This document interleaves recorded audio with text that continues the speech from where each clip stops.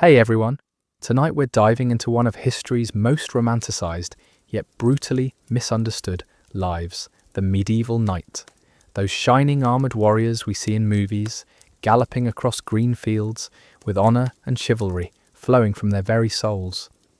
But strip away the Hollywood magic, peel back the layers of legend and folklore, and what you'll find underneath is a reality so harsh, so unforgiving, that it would make most modern people run screaming back to their climate-controlled homes. So before we journey into this world of mud, blood, and questionable hygiene, go ahead and hit that like button if you're ready for some uncomfortable truths, and subscribe if you enjoy having your childhood fantasies systematically destroyed. Let me know in the comments where you're watching from and what time it is for you right now. I always love seeing our global community come together to learn about humanity's more unpleasant chapters. Now dim those lights, maybe grab a snack, and let's step into the boots of a medieval knight. Fair warning though, you might never look at a suit of armour the same way again. When we think of medieval knights, our minds conjure images of noble warriors astride magnificent steeds, their polished armour gleaming in the sunlight as they ride forth to defend the innocent and uphold justice. The reality was far less glamorous, far less heroic, and infinitely more miserable than any Hollywood epic would dare to portray. Knights weren't born into their roles through some mystical calling or divine appointment. They were products of a brutal feudal system that valued land ownership above human dignity and treated warfare as the primary means of settling disputes. Most knights didn't choose their path.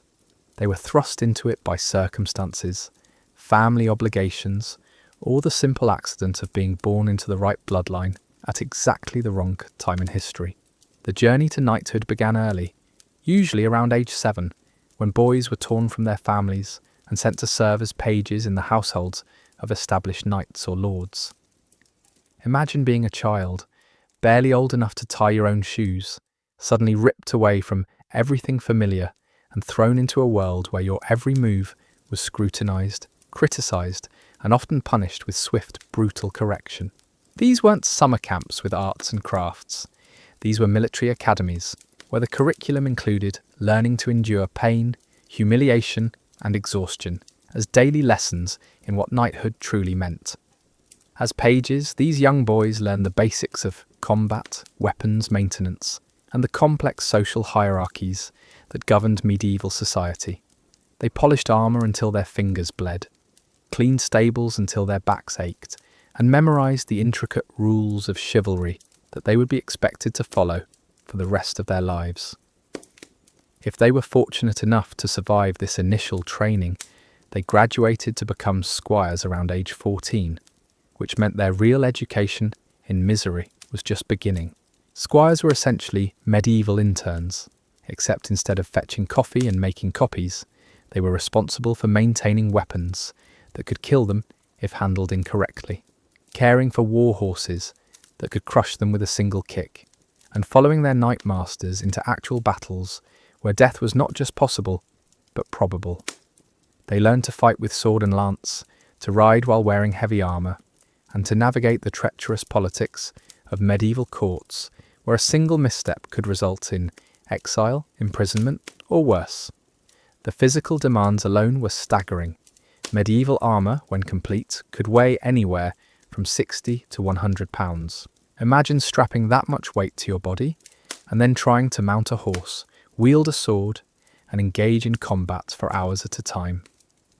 The human body simply wasn't designed for such punishment, and the long-term effects were devastating. Knights suffered from chronic joint pain, spinal compression, and muscle degeneration that left many of them crippled by middle age. But the armour wasn't just heavy, it was also incredibly restrictive.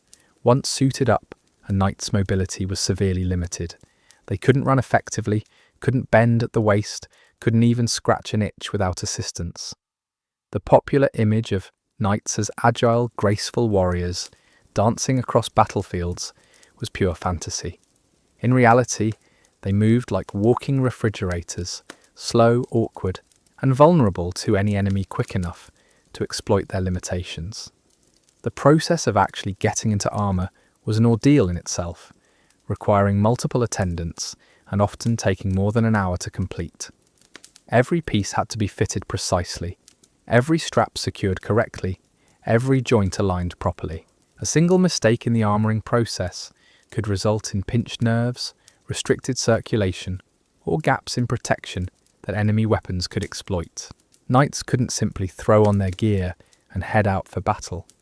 They needed an entire support crew just to get dressed, and once the armour was on, the knight was essentially trapped inside a metal prison. Medieval armour had no air conditioning, no ventilation system, no comfort features whatsoever. During summer campaigns, the interior temperature could reach dangerous levels, causing knights to suffer from heat exhaustion, dehydration, and heat stroke. Many knights literally cooked inside their own armour, their bodies unable to regulate temperature effectively while encased in metal under the blazing sun. Winter brought its own set of torments.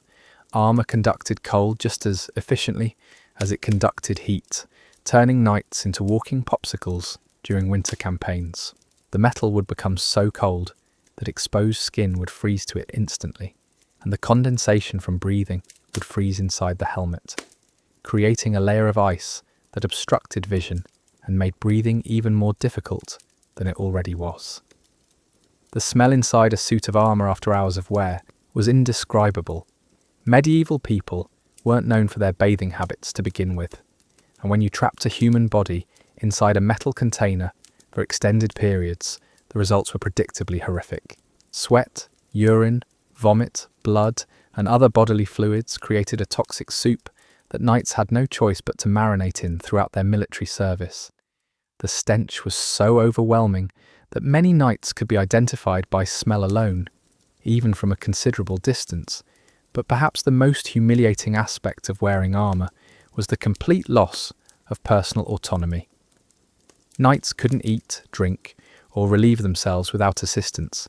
They were entirely dependent on their squires and attendants for even the most basic human functions. Going to the bathroom while fully armoured was a complex logistical operation that required careful planning and multiple assistants.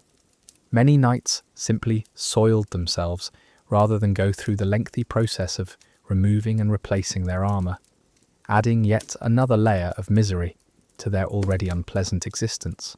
The weight of the armour also took a devastating toll on the horses that carried these medieval tanks into battle. War horses, despite their impressive size and strength, weren't designed to carry such enormous loads for extended periods. The combination of a fully armoured knight, weapons, supplies, and the horse's own protective gear could easily exceed 1,000 pounds.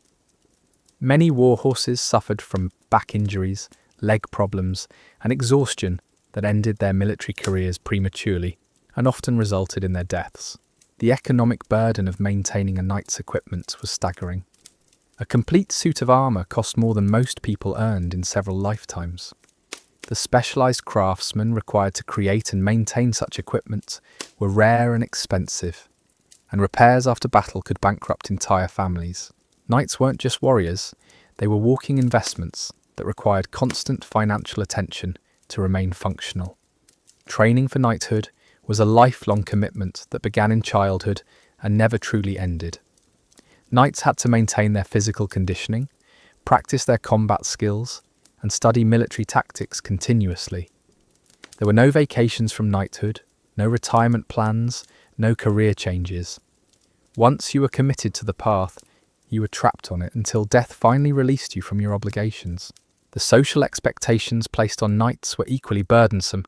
They were expected to embody the ideals of chivalry at all times, to be brave in battle, courteous to ladies, generous to the poor, and loyal to their lords. These weren't just suggestions or guidelines, they were strict codes of conduct that were enforced through social pressure, legal consequences, and sometimes violence. A knight who failed to live up to these standards could lose his lands, his title, and his life. But the reality of medieval warfare made it nearly impossible to maintain these lofty ideals. Knights were expected to be noble and honourable, while participating in activities that were inherently brutal and dehumanizing. They were supposed to protect the innocent while serving lords who often cared little for civilian casualties. They were required to show mercy to defeated enemies while fighting in campaigns where quarter was rarely given and atrocities were commonplace. The psychological toll of this contradiction was enormous. Many knights suffered from what we would now recognize as post-traumatic stress disorder, though medieval society had no understanding of mental health issues and provided no support for those struggling with the emotional aftermath of combat. Knights who showed signs of psychological distress were often viewed as weak or cowardly, adding shame and isolation to their already considerable burdens. The feudal system that created and sustained knighthood was built on a foundation of mutual obligation and service, but in practice it was often little more than organised exploitation. Knights owed military service to their lords, who in turn owed service to higher lords, creating a chain of obligation that stretched from the lowliest knight to the king himself. This system left individual knights with very little control over their own destinies, forced to participate in conflicts they might not support for causes they might not believe in. Knights were also expected to maintain their own military retinues, providing equipment and training for their own followers and dependents. This created a massive financial burden that many knights struggled to meet throughout their careers. The cost of maintaining horses, weapons, armour, and personnel often exceeded the income generated by their lands, forcing many knights into debt that could take generations to repay. The life expectancy of a medieval knight was significantly lower than that of other members of society, despite their privileged status and access to better food and medical care. The combination of combat injuries, training accidents, diseases contracted during military campaigns, and the long-term physical effects of wearing heavy armour created a perfect storm of health problems that claimed many knights in their prime. Even when knights weren't actively campaigning, they were expected to participate in tournaments and other martial competitions that were nearly as dangerous as actual warfare.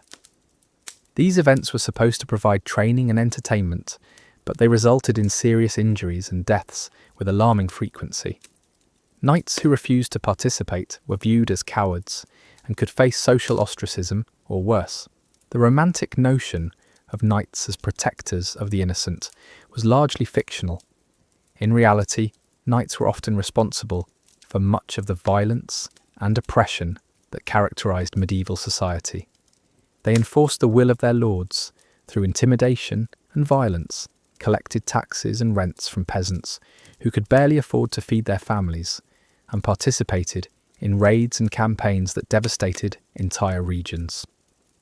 Knights were also frequently involved in internal conflicts and civil wars that pitted them against their own countrymen and former allies.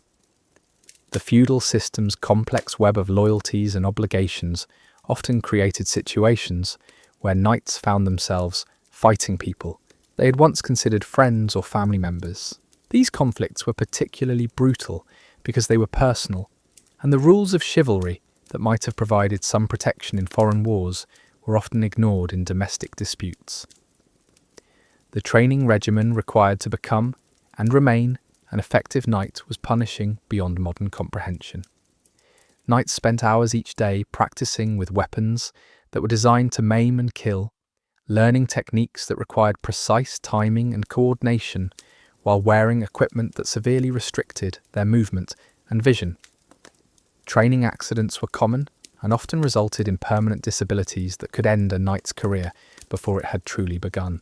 The physical conditioning required for knighthood pushed the human body to its absolute limits, and often beyond. Knights had to develop the strength to swing heavy swords repeatedly while wearing restrictive armour, the endurance to fight for hours without rest, and the balance to remain upright on horseback while being struck by enemy weapons. This wasn't the kind of fitness training you might find in a modern gym. This was preparation for activities that could result in immediate, violent death if performed incorrectly. Medieval training weapons were deliberately heavier than their combat counterparts, designed to build the specific muscle groups needed for warfare while simultaneously teaching proper technique.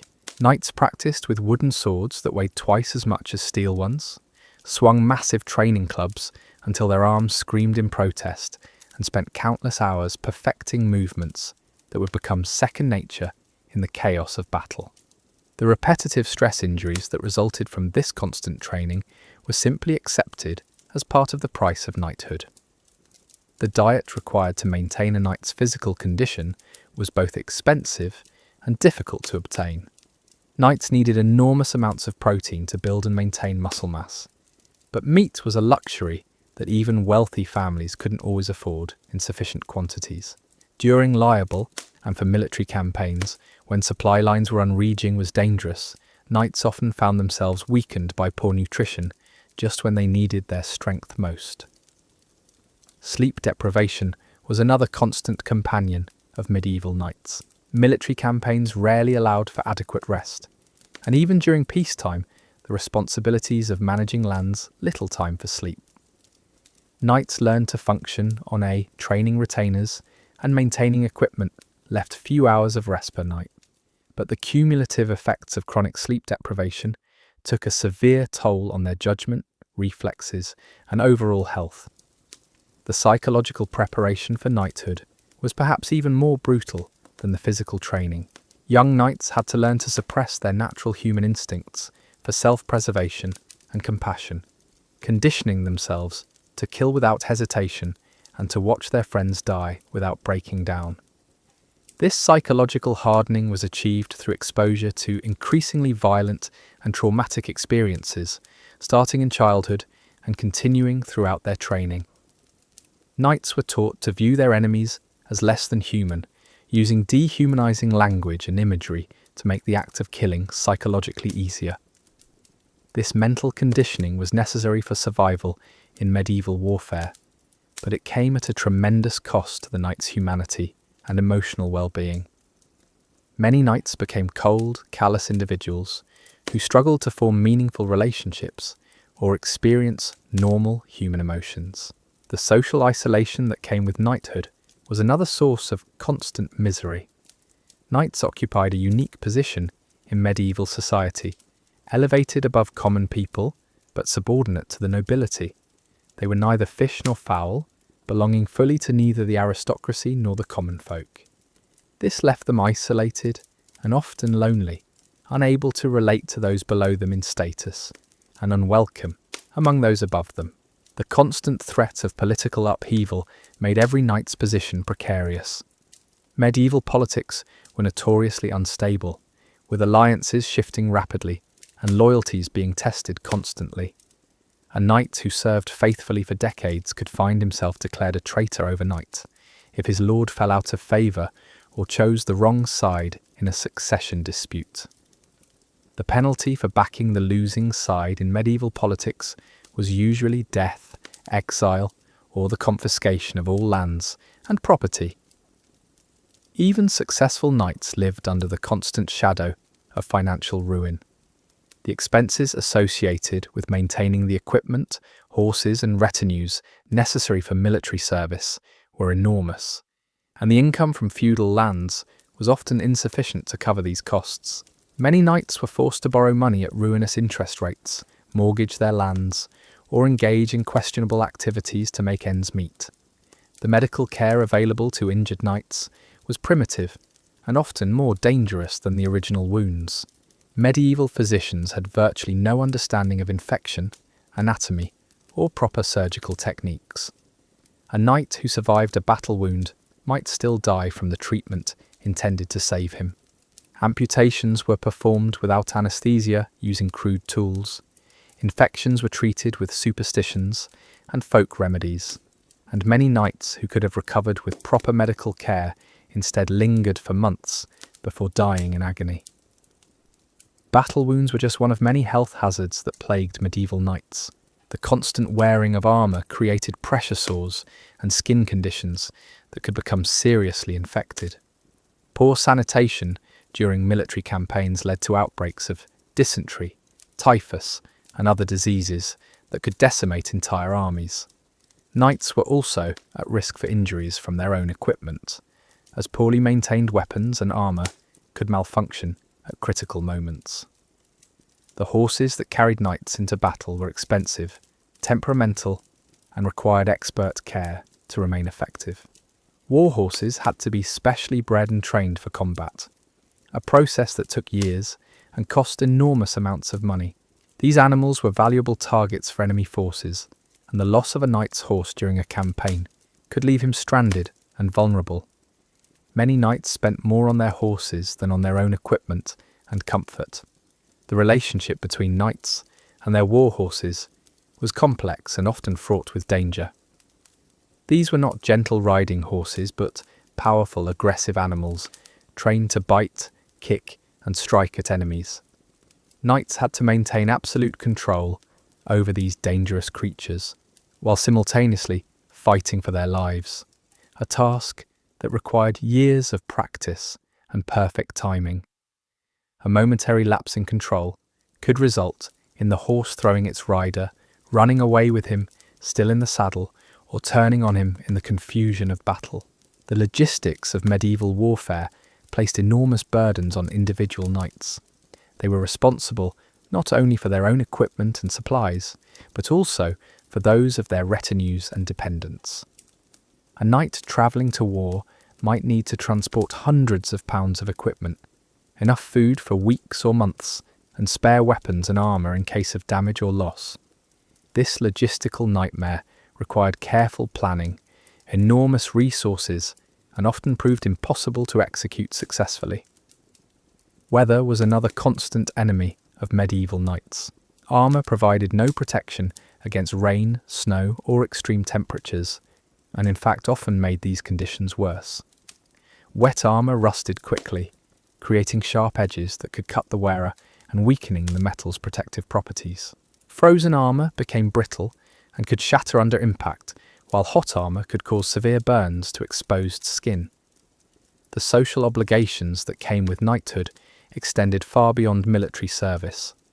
Knights were expected to participate in elaborate court ceremonies, maintain expensive households, provide hospitality to travellers and guests, and support various religious and charitable causes.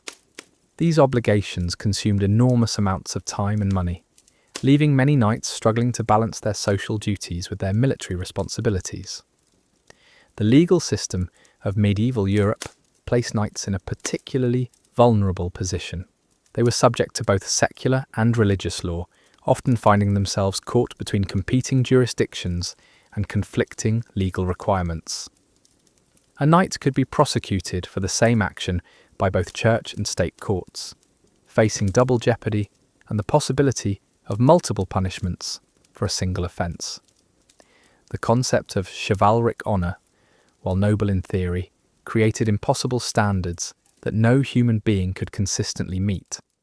Knights were expected to be simultaneously fierce warriors and gentle courtiers, ruthless in battle but merciful to the defeated, loyal to their lords but protective of the innocent.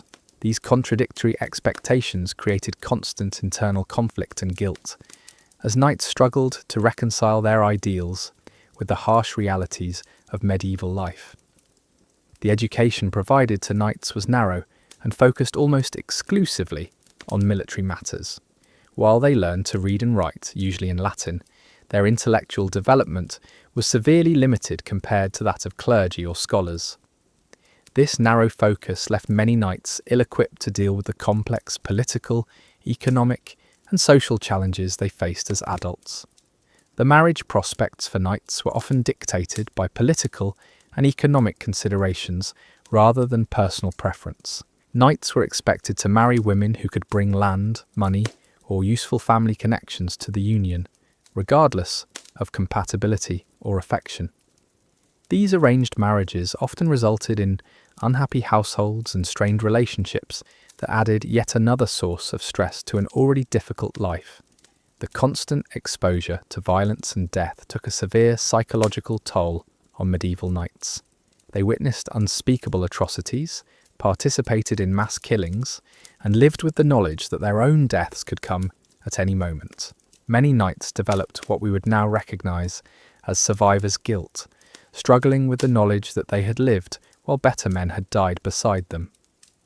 The feudal obligations that bound knights to their lords were often exploitative and unfair. Knights could be called to military service at any time, regardless of personal circumstances or the condition of their own lands. They were required to serve for specified periods each year, usually 40 days, but these obligations could be extended indefinitely during times of crisis. Many knights spent more time away from their homes and families than they did managing their own affairs. The weapons that knights carried were as dangerous to their wielders as they were to their enemies. Medieval swords were heavy, unwieldy instruments that required enormous strength and skill to use effectively. A knight who lost his grip on his weapon, swung it incorrectly, or allowed it to become entangled with an opponent's gear could find himself disarmed and defenceless in the middle of a battle. The armour that was supposed to protect knights often became a liability in certain situations. Knights who fell from their horses during battle often found themselves unable to get back up due to the weight and awkwardness of their equipment. They became easy targets for enemy infantry, who could attack them with daggers and other weapons designed to penetrate the gaps in their armour. Many knights died not from glorious single combat, but from being stabbed repeatedly while lying helpless on the ground. The economic system that supported knighthood was inherently unstable and prone to collapse. Knights depended on agricultural income from their lands, but medieval farming was subject to crop failures, disease outbreaks, and weather disasters that could wipe out entire harvests. A single bad year could bankrupt a knight's household, forcing him to sell land, dismiss retainers, or seek financial support from relatives or moneylenders. The religious obligations imposed on knights created additional burdens and complications. Knights were expected to be devout Christians who supported the church financially and participated in religious observances regularly. They were also expected to take crusading vows and participate in holy wars, regardless of their personal beliefs or the condition of their families and lands. These religious duties often conflicted with their secular obligations, creating moral dilemmas that had no clear solutions. The daily routine of a medieval knight was a relentless grind that would break most modern people within a week. Knights rose before dawn, not because they were early birds by choice, but because daylight was precious, and there was always more work to be done than hours in the day to complete it. The first task was usually checking on their war horses, massive beasts that required constant attention and could die from neglect, taking with them investments worth more than entire villages. After ensuring their mounts were fed, watered and healthy, knights had to inspect their equipment. Every piece of armour needed to be examined for rust, cracks or loose fittings.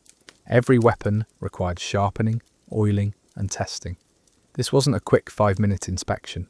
A thorough equipment check could take hours, and a single oversight could prove fatal in combat.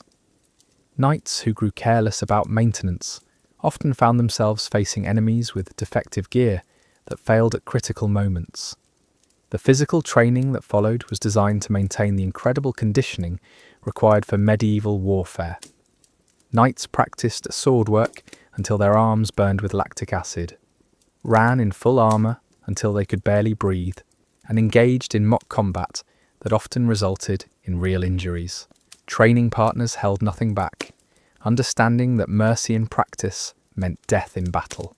Broken bones, dislocated joints, and severe bruises were considered normal consequences of preparation.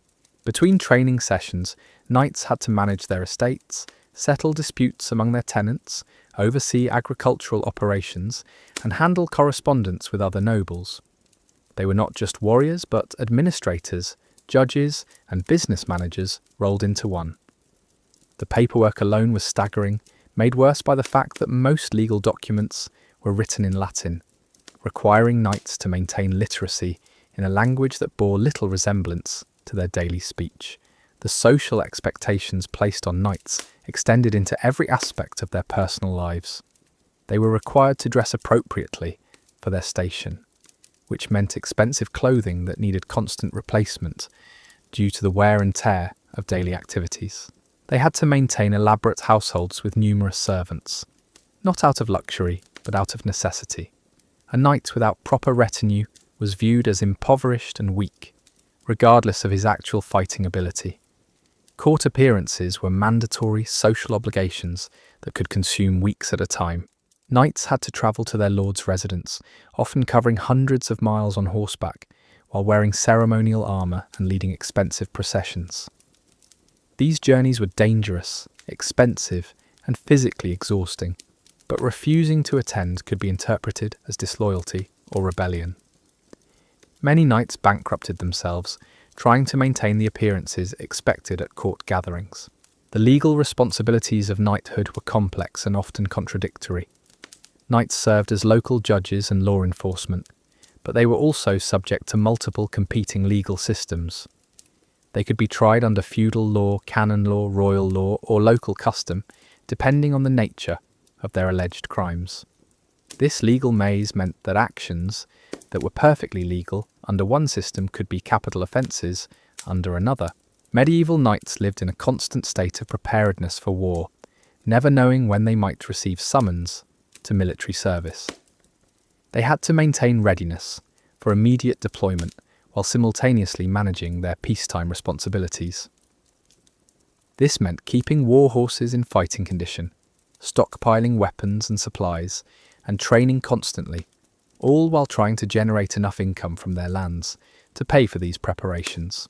The psychological pressure of maintaining knightly ideals while living in a world that rewarded brutality created internal conflicts that many knights never resolved. They were supposed to be noble protectors of the weak, but their daily reality involved collecting taxes from starving peasants and enforcing laws that often seemed designed to benefit the wealthy at the expense of everyone else. This cognitive dissonance ate away at many knights, leaving them cynical and bitter. The tournaments that were supposed to provide safe training and entertainment were actually incredibly dangerous spectacles that claimed lives regularly. Knights participated not because they enjoyed the risk, but because refusing to compete was seen as cowardice. Tournament wounds were often more severe than battle injuries because the competitors were trying to impress spectators rather than simply survive. Many promising young knights died in tournaments before they ever saw real warfare. The feudal system that created knighthood was inherently unstable, with power structures shifting constantly as lords died, rebelled, or lost favour with their superiors. Knights could find their entire world upended overnight when their lord was declared a traitor or when succession disputes erupted into civil war. Loyalty that had been rewarded for decades could suddenly become a death sentence if political winds changed. The religious aspects of knighthood created additional complications and contradictions. Knights were expected to be devout Christians who followed church teachings, but they were also required to engage in activities that directly violated Christian principles. They had to reconcile their faith with their participation in warfare, their accumulation of wealth, and their exercise of power over others. Many knights struggled with these contradictions throughout their lives. The education provided to future knights was designed to create effective warriors rather than well-rounded individuals. They learned to fight, to ride, to maintain equipment, and to follow orders, but they received little training in critical thinking, problem-solving, or emotional management. This narrow focus left them ill-equipped to handle the complex challenges of adult life beyond the battlefield. The marriages arranged for knights were typically political alliances rather than romantic partnerships. Knights were expected to marry women who could advance their family's interests, provide useful connections, or bring valuable dowries to the union. Personal compatibility was considered irrelevant, and many knights found themselves trapped in loveless marriages that added stress and unhappiness to their already difficult lives. The health challenges faced by medieval knights went far beyond battle wounds and training injuries. The constant physical stress of wearing heavy armour caused chronic joint problems, spinal compression, and muscle degeneration that worsened with age. Many knights became increasingly disabled as they grew older, unable to perform the duties that defined their identity and social position. The diet available to knights, while better than that of common people, was still inadequate for the physical demands they faced. Medieval preservation methods meant that much of their food was heavily salted, dried, or pickled, creating nutritional imbalances that affected their health and performance. During military campaigns when fresh food was unavailable, knights often suffered from scurvy, malnutrition, and digestive problems that weakened them precisely when they needed to be strongest. The financial obligations of knighthood created a constant struggle that many never escaped.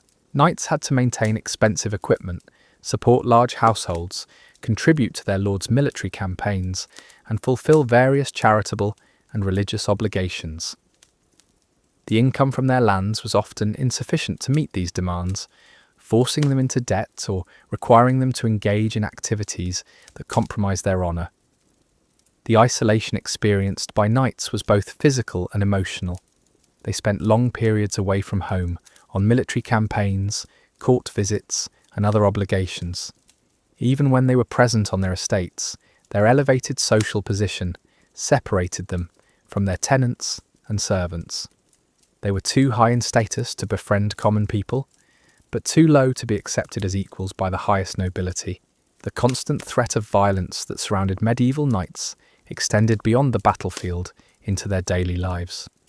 Political enemies could arrange assassinations, rival knights could challenge them to combat over trivial disputes, and even their own retainers could turn against them if circumstances changed. Knights learned to sleep lightly, trust carefully, and always be prepared for betrayal. The environmental hazards of medieval life posed additional challenges for knights. Disease outbreaks could devastate entire regions, forcing knights to choose between abandoning their duties and risking their lives. Natural disasters like floods, droughts, and severe storms could destroy crops, kill livestock, and render lands uninhabitable, wiping out the economic foundations of knightly life. The weapons technology of the medieval period meant that even the best armour provided only limited protection against certain types of attacks. Crossbow bolts could penetrate most armour at close range, and specialised weapons like warhammers and maces were designed specifically to defeat armoured opponents. Knights lived with the knowledge that their expensive protective gear could be rendered useless by the right weapon in skilled hands.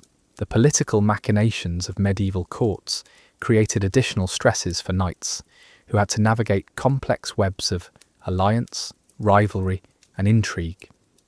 A careless word or misinterpreted gesture could create enemies, while failing to properly honour social obligations could result in ostracism or worse. Knights had to be diplomats and politicians as well as warriors, skills that their military training did little to develop. The seasonal nature of medieval warfare meant that knights faced different challenges throughout the year. Summer campaigns brought heat exhaustion and disease, while winter fighting meant dealing with frozen equipment and dangerous travel conditions. Spring and fall campaigns often coincided with crucial agricultural periods, forcing knights to choose between military obligations and the economic needs of their estates. The technological limitations of the medieval period meant that communication was slow and unreliable. Knights might receive orders weeks or months after they were issued, making it difficult to coordinate activities or respond to changing situations. This communication lag also meant that knights often operated with incomplete or outdated information, making crucial decisions based on assumptions that might prove fatally incorrect. The hereditary nature of knighthood meant that many individuals found themselves trapped in roles they were unsuited for by temperament or ability. Not everyone born into knightly families possessed the physical strength, mental toughness, or moral flexibility required for the role. These mismatched individuals often suffered greatly while struggling to meet expectations they could never fulfill. The religious conflicts that characterized much of the medieval period created additional burdens for knights who were expected to participate in crusades, fight against heretics, and defend church interests. These religious wars were often particularly brutal and unforgiving, with participants believing they were fighting for their eternal souls as well as their earthly interests. The changing nature of warfare during the medieval period meant that the skills and equipment that made knights effective early in the era became increasingly obsolete as new technologies and tactics developed.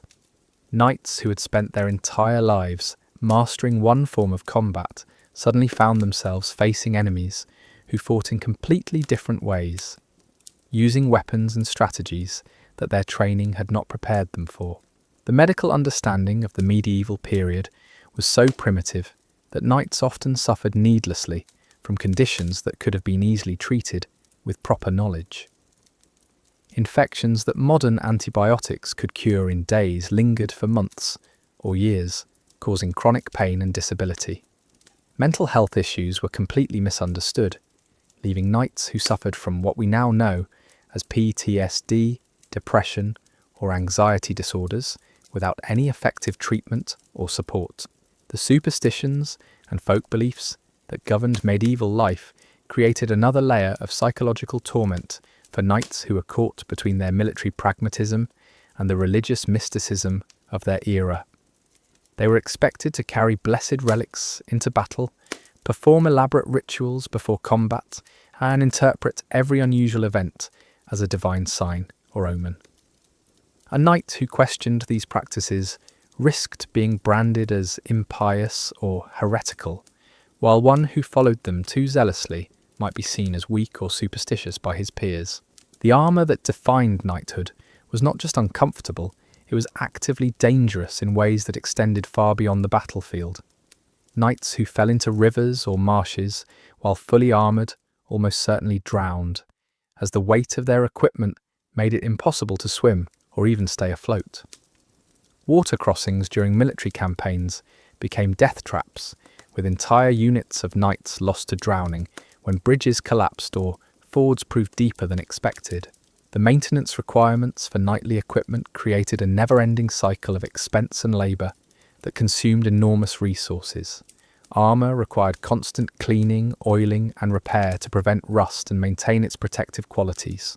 A single piece of chainmail contained thousands of individual rings that had to be inspected regularly for damage or wear.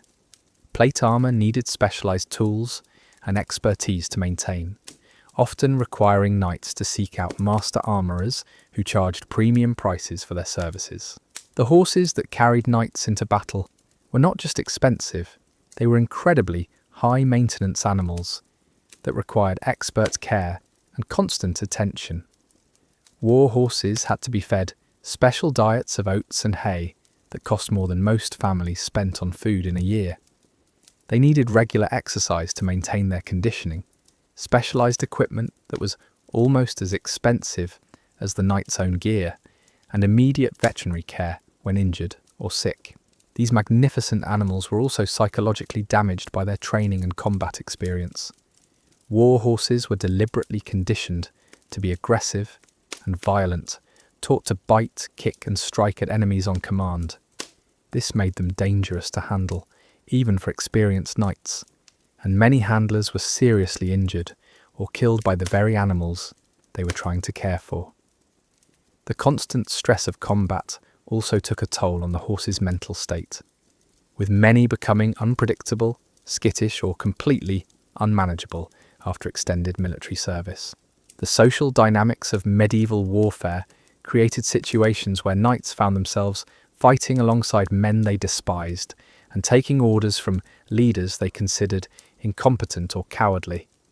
The feudal system's emphasis on birth and bloodline over merit meant that military commands were often given to individuals based on their family connections, rather than their tactical abilities. Knights had to follow orders from superiors who might have never seen real combat, while watching better qualified leaders being passed over for promotion. The economics of medieval warfare meant that many military campaigns were undertaken not for noble causes or defensive necessity, but simply to generate income through plunder and ransom. Knights were expected to participate in what amounted to organised robbery, raiding enemy territories to steal livestock, grain, and valuables that would be divided among the participants. This reality conflicted sharply with the chivalric ideals they were supposed to embody, creating moral conflicts that many never resolved. The treatment of prisoners in medieval warfare was governed by complex rules that varied depending on the social status of the captives, the nature of the conflict, and the financial situation of their captors. Knights were expected to show mercy to noble prisoners who could pay substantial ransoms, while common soldiers were often killed out of hand. This system created perverse incentives where the value of a human life was determined purely by their ability to generate income for their captors. The siege warfare that dominated much of medieval military activity was particularly brutal and demoralizing for knights who found themselves trapped inside fortifications for months at a time. Sieges often devolved into wars of attrition, where disease, starvation, and psychological pressure claimed more lives than actual fighting.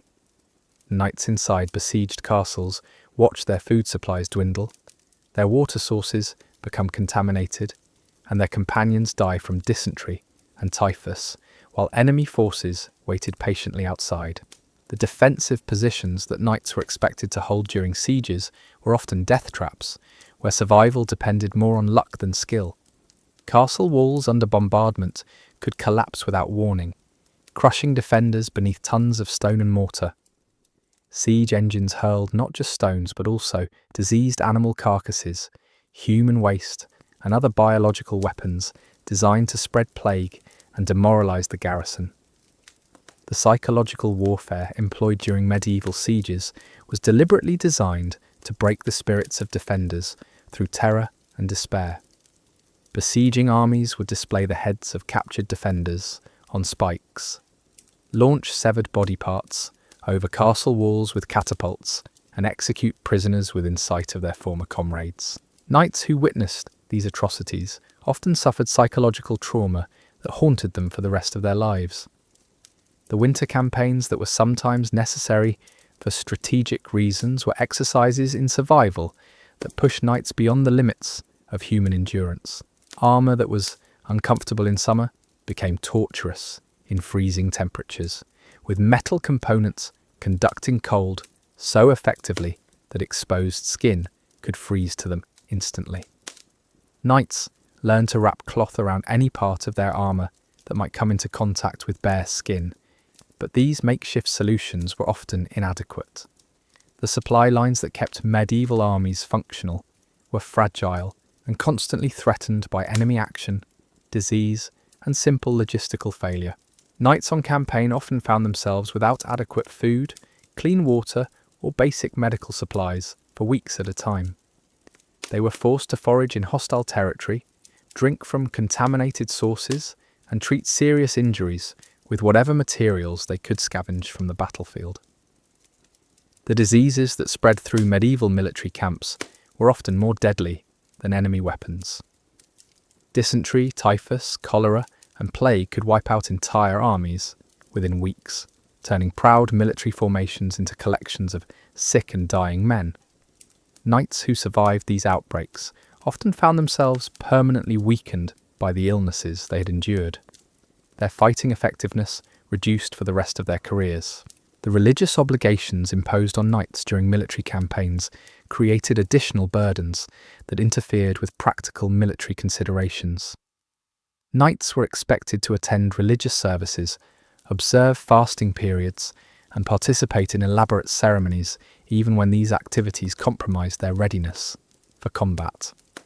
A knight who missed mass to maintain his equipment or care for his horse could face spiritual penalties, while one who neglected his military duties for religious observance might endanger his entire unit. The complex web of feudal obligations meant that knights often found themselves serving multiple masters with conflicting interests and demands.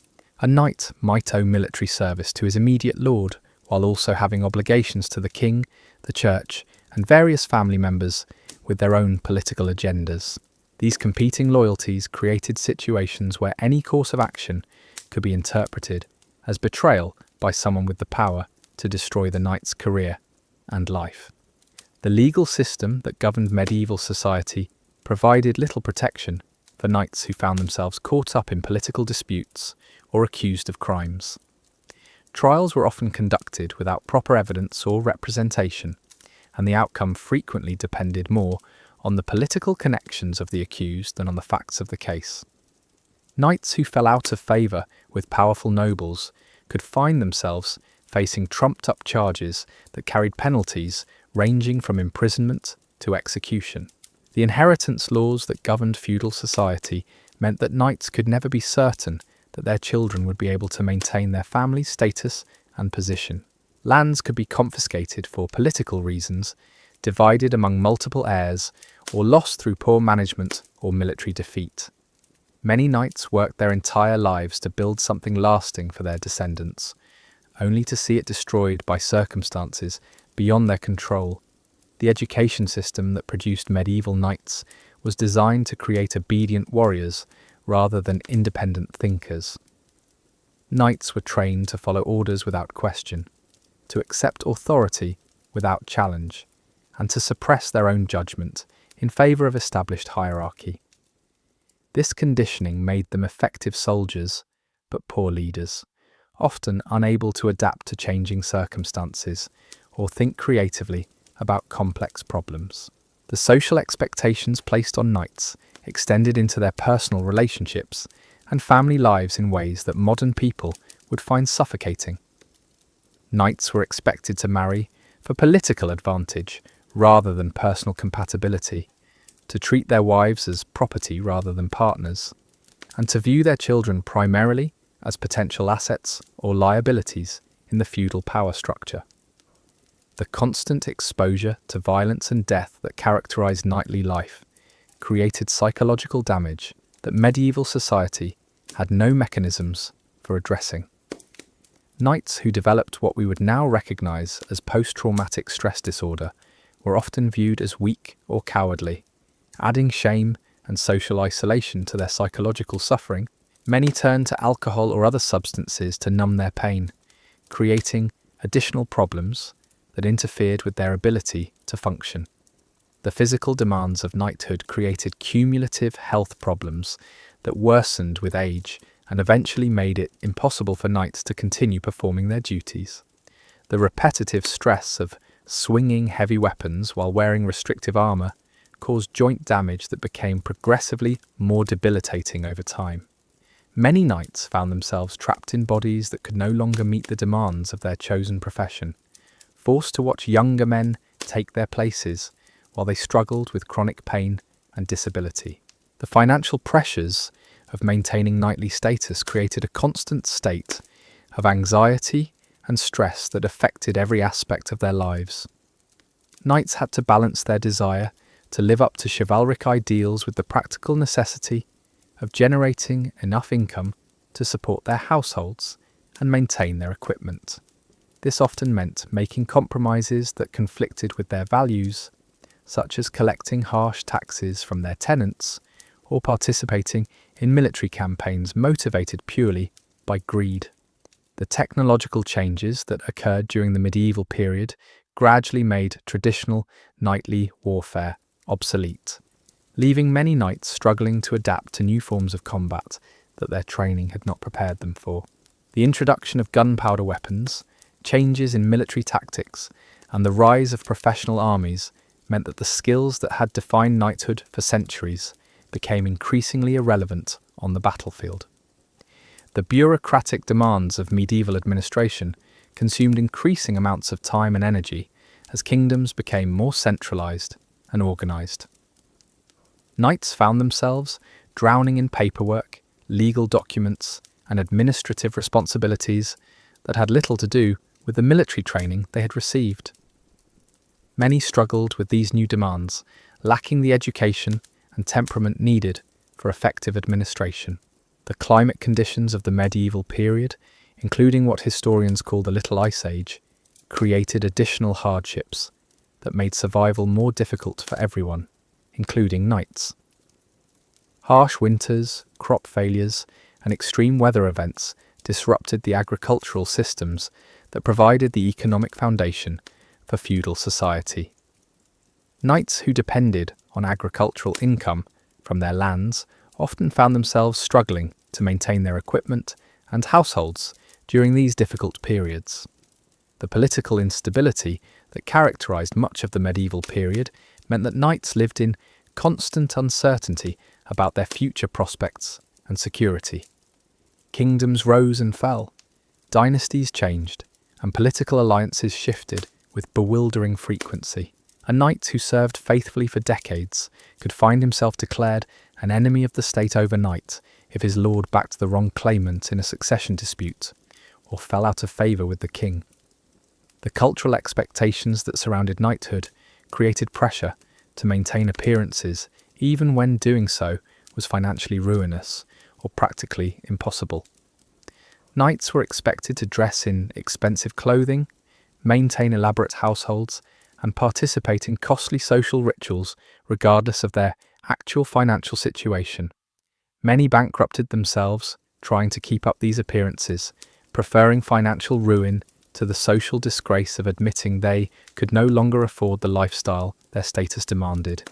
The medical treatments available to injured knights were often more dangerous than the original wounds, with primitive surgical techniques and complete ignorance of infection control leading to unnecessary deaths and disabilities.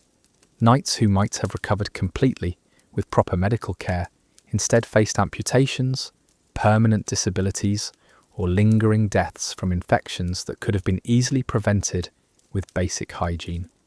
The communication limitations of the medieval period meant that knights often operated with outdated or incomplete information when making crucial decisions.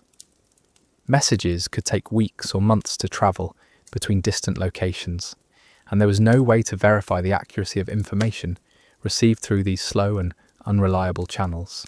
Knights frequently found themselves responding to situations that had changed dramatically since their orders were issued. The seasonal nature of medieval life created periods of extreme activity followed by long stretches of relative inactivity that many knights found difficult to manage.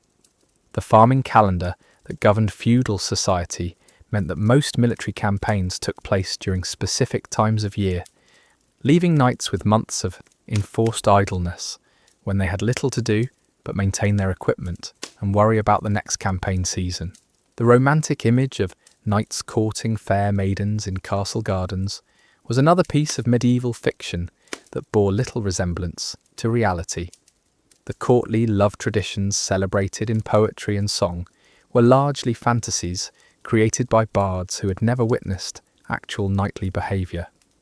Real knights, exhausted from training and brutalised by constant violence, were often crude, aggressive men who had little patience for refined romantic gestures. Their interactions with women were typically governed by political necessity rather than genuine affection. The marriage ceremonies that united knights with their chosen brides were elaborate theatrical productions designed to display wealth and political connections rather than celebrate genuine love. These events cost enormous sums of money that many knightly families could ill afford, but refusing to provide appropriate spectacle was seen as an admission of poverty and weakness. Knights often went into debt for years to pay for wedding celebrations that lasted only a few days, but were remembered and discussed for decades. The honeymoon period following these arranged marriages was frequently a time of awkward adjustment, as two virtual strangers attempted to build a life together while managing the expectations of their respective families. Many knights found themselves married to women who spoke different languages, followed different customs, or held religious beliefs that conflicted with their own. These cultural differences created ongoing tension and misunderstanding that poisoned relationships from the very beginning. The living conditions in medieval castles were far from the comfortable luxury portrayed in modern entertainment. Most knights lived in drafty, poorly heated stone structures where privacy was virtually non-existent and comfort was considered a sign of weakness. The great halls where knights dined were cold, smoky spaces filled with the smells of unwashed bodies, rotting food, and animal waste. Even the wealthiest knights endured living conditions that modern people would consider intolerable. The sanitation systems in medieval fortifications were primitive and often dangerous. Castle latrines were typically built into the walls, with chutes that deposited waste directly into moats or rivers below.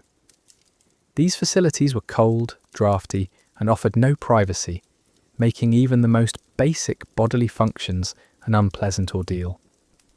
During sieges, when these waste disposal systems became blocked or overwhelmed, castles quickly became pestilent hellholes where disease spread rapidly through the confined population. The water supply systems that served medieval castles were constantly threatened by contamination, sabotage, and simple mechanical failure. Wells could be poisoned by enemy forces, springs could dry up during droughts, and the primitive plumbing systems frequently broke down, leaving entire garrisons without clean drinking water. Knights learned to ration water carefully and often found themselves drinking from sources they knew were contaminated because no alternatives were available. The food preservation methods available to medieval knights were crude and often ineffective, leading to chronic problems with spoilage and food poisoning. Meat was preserved by salting, smoking, or drying, processes that often failed to prevent bacterial growth. Knights frequently consumed partially spoiled food because fresh alternatives were unavailable, resulting in digestive problems that weakened them at crucial moments. The spices that were added to mask the taste of rotting meat were expensive luxuries that only the wealthiest knights could afford regularly. The cooking facilities available in most castles were primitive and dangerous, with open fires providing the only source of heat for food preparation. Kitchen staff worked in smoke-filled environments where burns and accidents were common occurrences. The lack of proper ventilation meant that smoke from cooking fires often filled living spaces, creating respiratory problems for everyone in the castle. Knights who complained about food quality or cooking methods were seen as effeminate and weak. The entertainment available to knights during their leisure time was limited and often violent. Hunting was considered both recreation and military training, but it was also extremely dangerous, with participants regularly injured or killed by wild animals or hunting accidents. The elaborate hunts organised by wealthy lords were displays of power and status that required enormous resources and often devastated local wildlife populations. The gambling that was popular among knights created additional financial pressures and social tensions that complicated their already difficult lives. Dice games and other forms of wagering were common ways to pass time during long military campaigns, but many knights lost substantial sums that they could not afford to pay. Gambling debts created ongoing obligations that could last for years and often led to violence when payments could not be made. The drinking culture that pervaded knightly society was both a social necessity and a serious health hazard. Alcohol was often safer to consume than water, which was frequently contaminated with bacteria and parasites. However, the strong ales and wines that knights consumed regularly led to chronic health problems and impaired judgment that affected their performance in combat. Many knights developed serious drinking problems that destroyed their health and compromised their effectiveness as warriors. The religious observances that were mandatory for knights created scheduling conflicts and practical difficulties that interfered with their military and administrative duties. Knights were required to attend multiple religious services each day, observe numerous feast days and fasting periods, and participate in elaborate ceremonies that could last for hours. These obligations consumed time that was desperately needed for training, equipment maintenance, and estate management. The pilgrimage requirements imposed on knights created additional burdens that took them away from their responsibilities for months or even years at a time. Knights were expected to undertake dangerous journeys to distant holy sites, often travelling through hostile territory while carrying valuable equipment that made them attractive targets for bandits and enemy forces. Many knights died during these pilgrimages, leaving their families and estates without protection or leadership. The charitable obligations that came with knighthood required knights to support the poor, fund religious institutions, and provide hospitality to travellers, regardless of their own financial situation. These responsibilities were not optional suggestions, but mandatory requirements that were enforced through social pressure and religious authority. Knights who failed to meet their charitable obligations faced excommunication, social ostracism, and political consequences that could destroy their careers.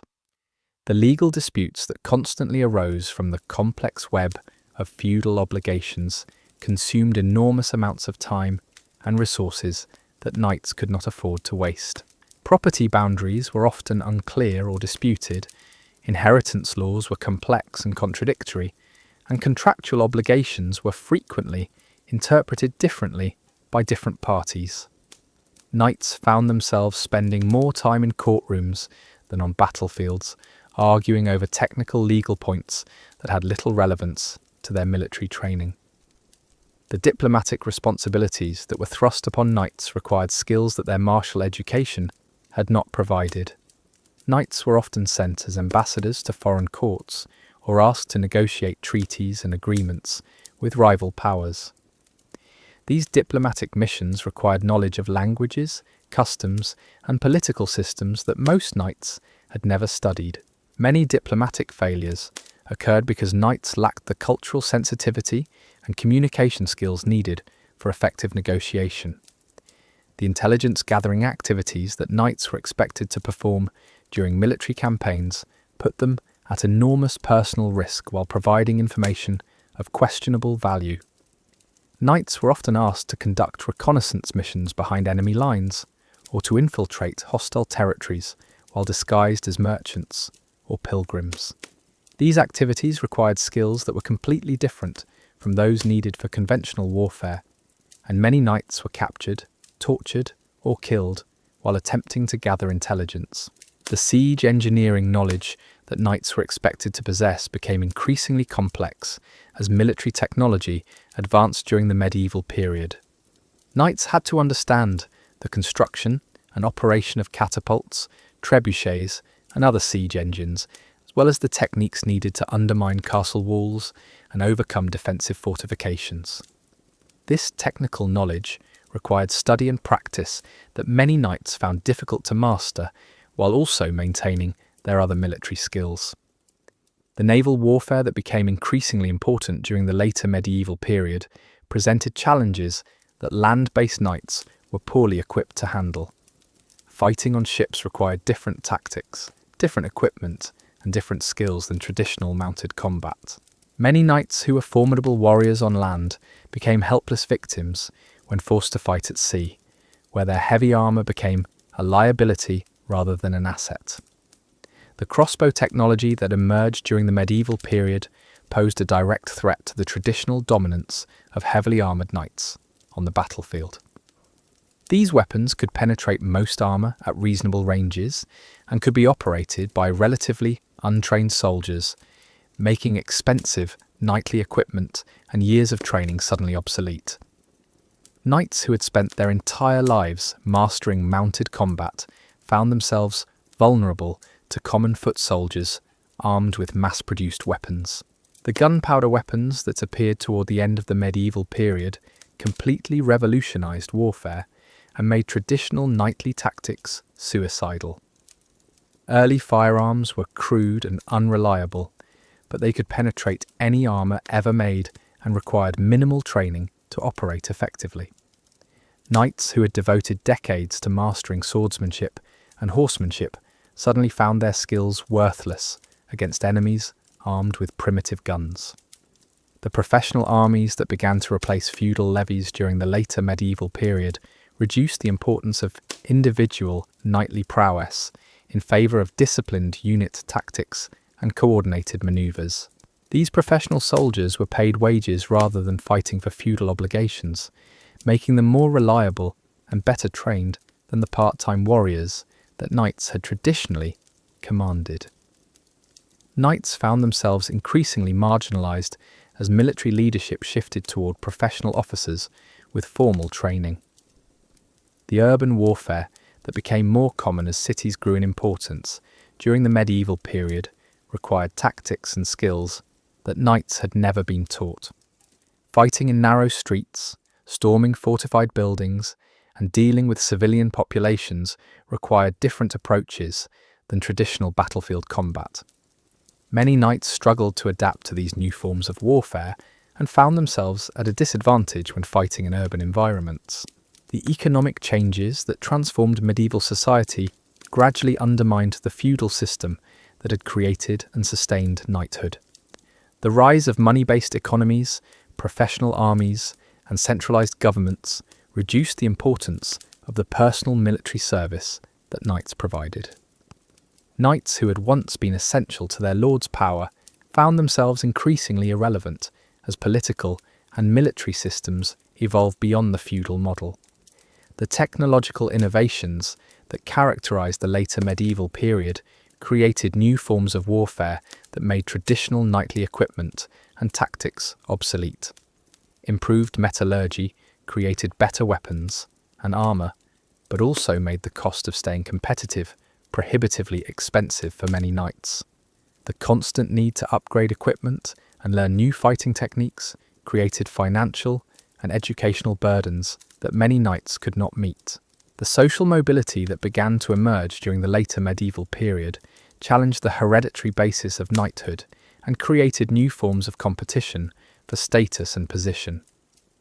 Wealthy merchants could purchase military equipment that rivaled that of traditional knights, while professional soldiers could demonstrate combat skills that exceeded those of hereditary warriors. Knights found their monopoly on military prowess challenged by newcomers who had not inherited their positions. The communication technologies that improved during the medieval period made it easier for central authorities to coordinate military activities and reduce the independence that knights had traditionally enjoyed. Better roads, faster messengers, and more efficient administrative systems meant that knights found themselves subject to closer supervision and more detailed instructions from their superiors.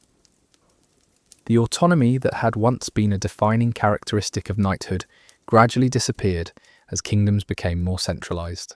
The educational changes that occurred during the medieval period created new expectations for literacy and learning that many knights struggled to meet. The revival of classical learning and the growth of universities created a more educated class of administrators and clergy who could challenge knights intellectually. Knights who had received only military training found themselves at a disadvantage when dealing with educated opponents who could outmaneuver them politically and legally. The religious reforms that swept through medieval Europe created new theological demands and spiritual expectations that complicated the lives of knights who were trying to balance their military duties with their religious obligations. The Church's growing emphasis on peace and non-violence conflicted directly with the violent nature of knightly life, creating moral dilemmas that many knights found impossible to resolve satisfactorily. The artistic and cultural developments of the medieval period created new standards for courtly behaviour and refined conduct that many knights found difficult to master. The growing importance of literature, music and poetry in courtly circles meant that knights needed cultural knowledge and artistic appreciation in addition to their military skills. Knights who lacked these refinements found themselves socially disadvantaged despite their martial prowess. The legal complexity that developed during the medieval period as kingdoms became more sophisticated created new challenges for knights who had to navigate increasingly complex systems of law and administration. The simple, feudal obligations that had once governed knightly life were replaced by elaborate legal codes that required specialized knowledge to understand and follow. Knights who made legal mistakes could face severe penalties even when their intentions were honourable. The international politics that became more important during the later medieval period required knights to understand complex diplomatic relationships and political alliances that extended far beyond their local areas. Knights who had once focused primarily on local conflicts found themselves involved in international wars and diplomatic crises that required knowledge of foreign languages, customs, and political systems that their education had not provided. The climate changes that occurred during the medieval period created agricultural and economic disruptions that affected the entire feudal system on which knighthood depended. Periods of cooling temperatures, changing precipitation patterns, and extreme weather events disrupted the agricultural cycles that provided the economic foundation for knightly life. Knights who depended on agricultural income found their financial stability threatened by forces completely beyond their control. The demographic changes that occurred during the medieval period, including population growth, urbanization, and the effects of plague outbreaks, transformed the social and economic environment in which knights operated.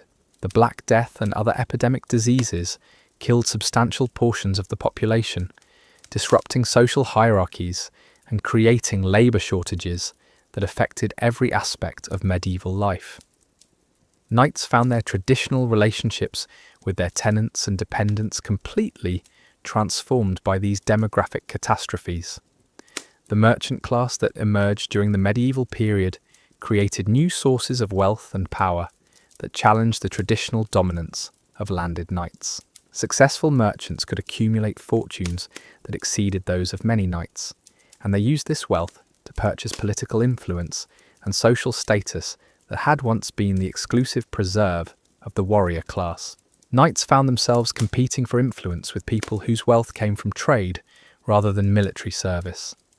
The banking systems that developed during the later medieval period created new financial obligations and opportunities that knights were poorly equipped to understand or manage effectively. The emergence of credit, interest payments, and complex financial instruments meant that knights could no longer rely on simple agricultural income and barter systems to manage their economic affairs. Many knights found themselves trapped in debt cycles they didn't fully comprehend, signing agreements with terms they couldn't read, and making financial commitments that would burden their families for generations.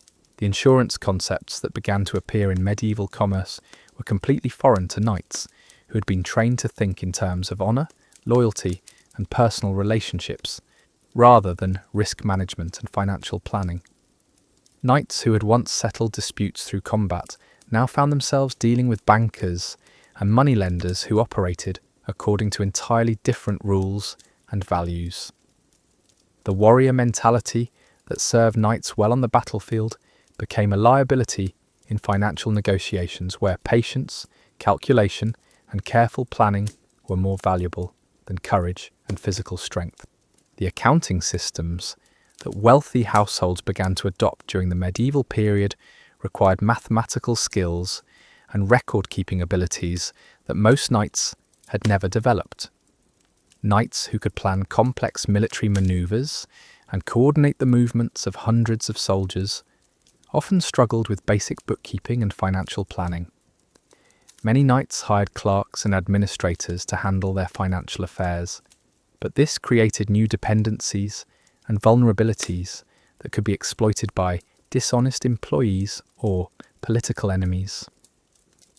The tax collection systems that became more sophisticated during the medieval period placed new administrative burdens on knights who served as local officials and representatives of royal authority.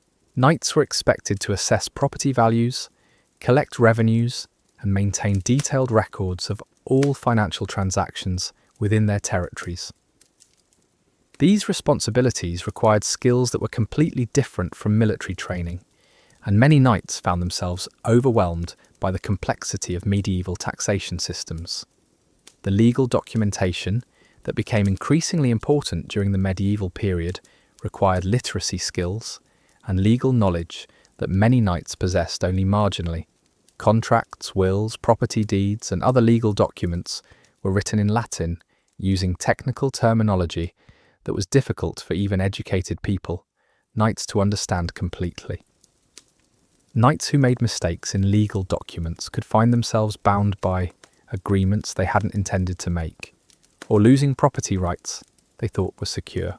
The diplomatic immunity concepts that governed international relations during the medieval period created situations where knights found themselves subject to foreign laws and customs they didn't understand.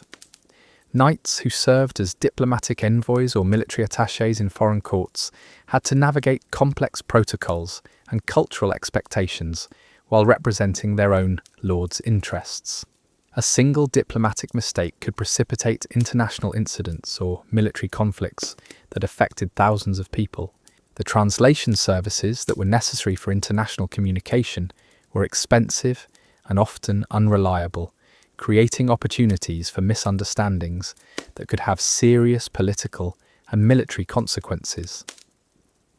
Knights who spoke only their native languages found themselves dependent on interpreters whose loyalty and accuracy could not always be trusted. Important military plans, diplomatic negotiations, and commercial agreements were often distorted or deliberately misrepresented by translators with their own agendas. The currency exchange systems that facilitated international trade were complex and constantly changing, making it difficult for knights to understand the true value of foreign money or goods. Knights who participated in international military campaigns often found themselves paid in currencies they couldn't spend locally, or they discovered that the value of their payments had changed dramatically by the time they returned home. These currency fluctuations could wipe out the financial benefits of successful military service. The credit rating systems that began to emerge during the medieval period meant that knights' financial reputations could be damaged by circumstances beyond their control. A knight who defaulted on loans due to military service obligations or political upheavals could find himself unable to obtain credit in the future, even when his circumstances improved. These financial black marks could persist for years and affected not just the knights themselves, but their families and descendants. The bankruptcy procedures that existed during the medieval period were harsh and unforgiving, often resulting in complete social and economic ruin for knights who found themselves unable to meet their financial obligations. Knights who declared bankruptcy could lose their lands, titles, and social positions, reducing them to the status of common labourers or forcing them into exile. The social stigma associated with financial failure was so severe that many knights preferred death to the disgrace of acknowledging their insolvency. The inheritance taxes that were imposed on knightly estates created additional financial burdens that many families struggled to meet. When a knight died, his heirs were often required to pay substantial fees to inherit his lands and titles, forcing them to sell property or borrow money at the very time when they were dealing with grief and adjustment to new responsibilities. These inheritance taxes were designed to prevent the accumulation of too much power by individual families, but they often resulted in the impoverishment of knightly bloodlines. The maintenance costs for castle fortifications became increasingly expensive as military technology advanced and siege techniques became more sophisticated. Knights who owned castles found themselves forced to constantly upgrade their defences to keep pace with new threats, spending enormous sums on improved walls, better gates, and more effective defensive weapons. A single major renovation could bankrupt a knightly family, but failing to maintain adequate defences could result in the loss of the castle and everything it protected. The garrison expenses required to maintain adequate castle defences consumed substantial portions of knightly incomes and required constant attention to recruitment, training, and logistics. Knights had to maintain sufficient numbers of skilled soldiers to defend their fortifications while also ensuring these soldiers remained loyal and effective. The cost of paying, feeding, and equipping a castle garrison often exceeded the income generated by the surrounding lands, forcing many knights to seek additional sources of revenue. The diplomatic entertaining that was expected of knights who owned significant properties required lavish expenditures on food, wine, accommodations, and entertainment for visiting dignitaries and their retinues. Knights who failed to provide appropriate hospitality were seen as poor or discourteous, damaging their political relationships and reducing their influence in regional affairs. These entertaining expenses were unpredictable and could strain knightly budgets beyond their breaking points. The gift-giving traditions that governed medieval political relationships required knights to present expensive presents to their superiors, equals, and important allies on various occasions throughout the year. These gifts were not optional gestures of friendship but mandatory displays of respect and loyalty that were carefully evaluated for their appropriateness and value. Knights who gave inadequate gifts faced social embarrassment and political consequences that could damage their careers permanently. The ransom obligations that could result from military defeat created potentially catastrophic financial burdens for knights who were captured during warfare. Knights were expected to pay their own ransoms or to arrange payment through their families and allies, often requiring the sale of lands or the mortgaging of future income. The amounts demanded for knightly ransoms were typically calculated to cause maximum financial hardship while remaining theoretically payable. The horse replacement costs that resulted from military service were enormous and unpredictable expenses that could devastate knightly finances. War horses were expensive to purchase, train, and maintain, and they were frequently killed or injured during combat operations. A knight who lost his mount during a campaign might find himself unable to continue fighting effectively, reducing his value to his military unit and potentially ending his career prematurely. The weapon maintenance expenses that were necessary to keep knightly equipment in fighting condition required regular payments to skilled craftsmen who possessed specialized knowledge of metallurgy and weapon design. Swords needed regular sharpening and repair. Armour required constant maintenance to prevent rust and mechanical failure, and new weapons had to be purchased periodically to keep pace with technological developments. These maintenance costs continued even during peacetime and represented a substantial ongoing financial obligation.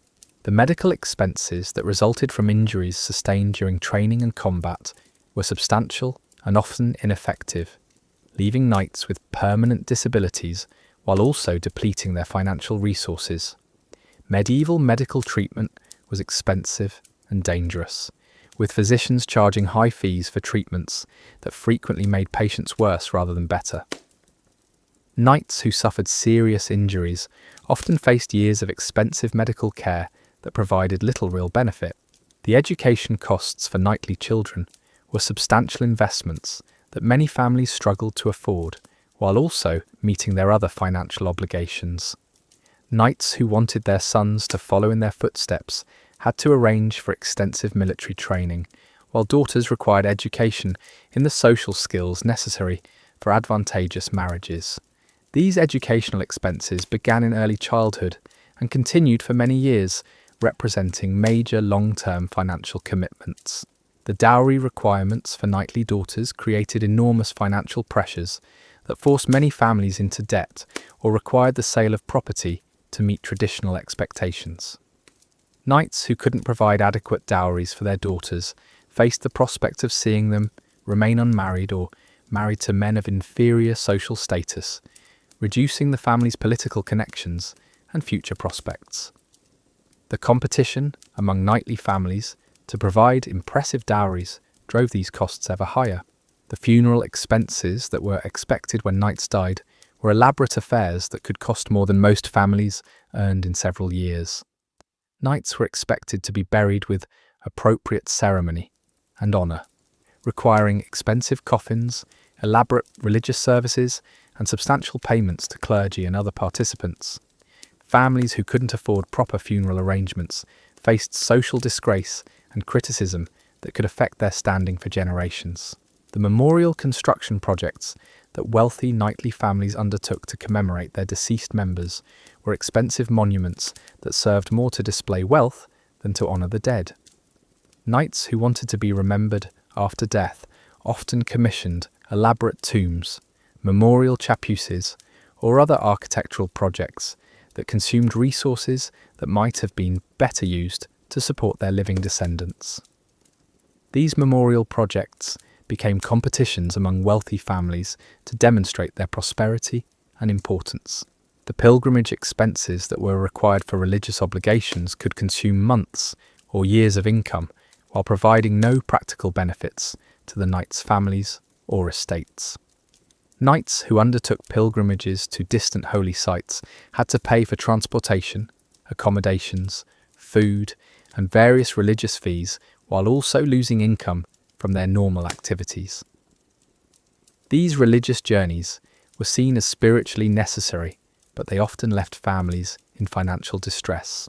The charitable obligations that were imposed on wealthy knights required regular donations to religious institutions, support for poor families, and contributions to various community projects. These charitable requirements were not voluntary suggestions, but mandatory expectations that were enforced through social pressure and religious authority. Knights who failed to meet their charitable obligations faced criticism and potential exclusion from important social and political activities. The political contribution expectations that governed relationships between knights and their superiors required regular payments and gifts that were disguised as voluntary offerings, but were actually mandatory tributes. Knights were expected to contribute to their lord's military campaigns, building projects, and various political initiatives, regardless of their own financial situations. These contributions were carefully monitored, and knights who gave too little faced reduced favour and fewer opportunities for advancement. The equipment standardisation requirements that emerged during the later medieval period forced knights to purchase new weapons and armour that conformed to evolving military standards and technological improvements. Knights who continued using outdated equipment found themselves at serious disadvantages during combat and were often excluded from important military assignments. The constant need to upgrade equipment created ongoing financial pressures that many knights struggled to meet. The training facility maintenance costs that were necessary to keep knights and their retainers in fighting condition required substantial investments in practice weapons, training grounds, and instructional personnel. Knights who owned significant properties had to maintain adequate facilities for military training, while also ensuring these facilities remained current with evolving combat techniques and weapon technologies. These training expenses continued throughout knights' careers and represented major ongoing financial obligations. The intelligence-gathering expenses that were necessary for effective military planning required payments to spies, scouts, and other information sources who demanded compensation for their services. Knights who wanted to remain informed about political developments and military threats had to maintain networks of contacts who provided information in exchange for money or favours. These intelligence costs were unpredictable and could become substantial during periods of political instability. The diplomatic travel expenses that were required when knights served as representatives of their lords included costs for transportation, accommodations, appropriate clothing, and gifts for foreign dignitaries. Knights who were selected for diplomatic missions often found themselves required to maintain appearances and standards that exceeded their normal budgets, forcing them to borrow money or sell property to meet these temporary but substantial expenses. The legal representation costs that became necessary as medieval legal systems became more complex required payments to trained lawyers and legal scholars who possessed specialised knowledge of law and legal procedures. Knights who became involved in legal disputes found themselves dependent on legal professionals whose fees could consume substantial portions of their incomes. These legal costs were unpredictable and could persist for years as cases worked their way through medieval court systems. The political alliance maintenance expenses that were necessary to preserve important relationships required ongoing investments in gifts, entertainment, and various forms of mutual support that consumed resources without providing immediate benefits. Knights had to maintain relationships with numerous political contacts and potential allies, each of whom expected regular attention and consideration. These relationship maintenance costs represented substantial ongoing expenses that were difficult to quantify but essential for political survival. The seasonal preparation expenses that were required to maintain knightly households and military capabilities throughout the year created predictable but substantial financial obligations that had to be met regardless of income fluctuations. Knights had to stockpile food, fuel, and other supplies for winter months, while also maintaining equipment and facilities that would be needed when military campaign seasons resumed. These seasonal expenses required careful financial planning and often forced knights to borrow money during lean periods. The emergency response capabilities that knights were expected to maintain required investments in reserve supplies, backup equipment, and emergency funds that could be activated quickly when unexpected crises arose. Knights who were caught unprepared for military emergencies, natural disasters, or political upheavals could find their careers and families endangered by their lack of adequate preparation. These emergency preparations represented substantial opportunity costs that reduced the resources available for other purposes. The technological adaptation expenses that were necessary to keep pace with evolving military techniques and equipment created ongoing financial pressures that many knights struggled to meet throughout their careers. Knights who failed to adapt to new technologies found themselves increasingly obsolete and ineffective, while those who invested in new equipment and training often faced financial hardship from the costs of constant adaptation. The pace of technological change accelerated during the later medieval period, making these adaptation costs increasingly burdensome. The quality control requirements that governed knightly equipment and supplies demanded regular inspections, testing, and replacement of items that failed to meet evolving standards. Knights couldn't afford to use defective equipment during combat, but ensuring adequate quality required constant attention and substantial expenses for testing and replacement. These quality control costs were essential for survival, but they represented ongoing financial obligations that continued throughout knights' careers. The competitive pressure expenses that resulted from rivalry among knights for status, position, and recognition drove many families into financial difficulties as they attempted to match or exceed the expenditures of their peers. Knights who couldn't keep pace with the spending of other knightly families found themselves socially disadvantaged and politically marginalised, but attempting to maintain competitive spending levels often led to financial ruin. These competitive pressures created ongoing cycles of escalating expenses that many knights found impossible to sustain. The succession planning costs that were necessary to ensure smooth transitions when knights died or retired required substantial investments in training, legal documentation, and political preparation that often exceeded the immediate benefits they provided. Knights who failed to plan adequately for succession found their families and dependents unprepared for the responsibilities they would inherit, while those who invested heavily in succession planning often sacrificed immediate needs for uncertain future benefits. The risk management expenses that became increasingly important as medieval society became more complex required investments in insurance, backup plans, and diversification strategies that reduced immediate returns, while providing protection against catastrophic losses. Knights who concentrated all their resources in traditional military activities found themselves vulnerable to changes in political, military, or economic conditions that could wipe out their investments overnight. The professional development costs that were necessary to maintain effectiveness as military, political, and economic conditions evolved required ongoing investments in education, training, and skill development that competed with other financial priorities. Knights who failed to continue learning and adapting found themselves increasingly obsolete, while those who invested in professional development often struggled to balance these costs with their immediate financial obligations.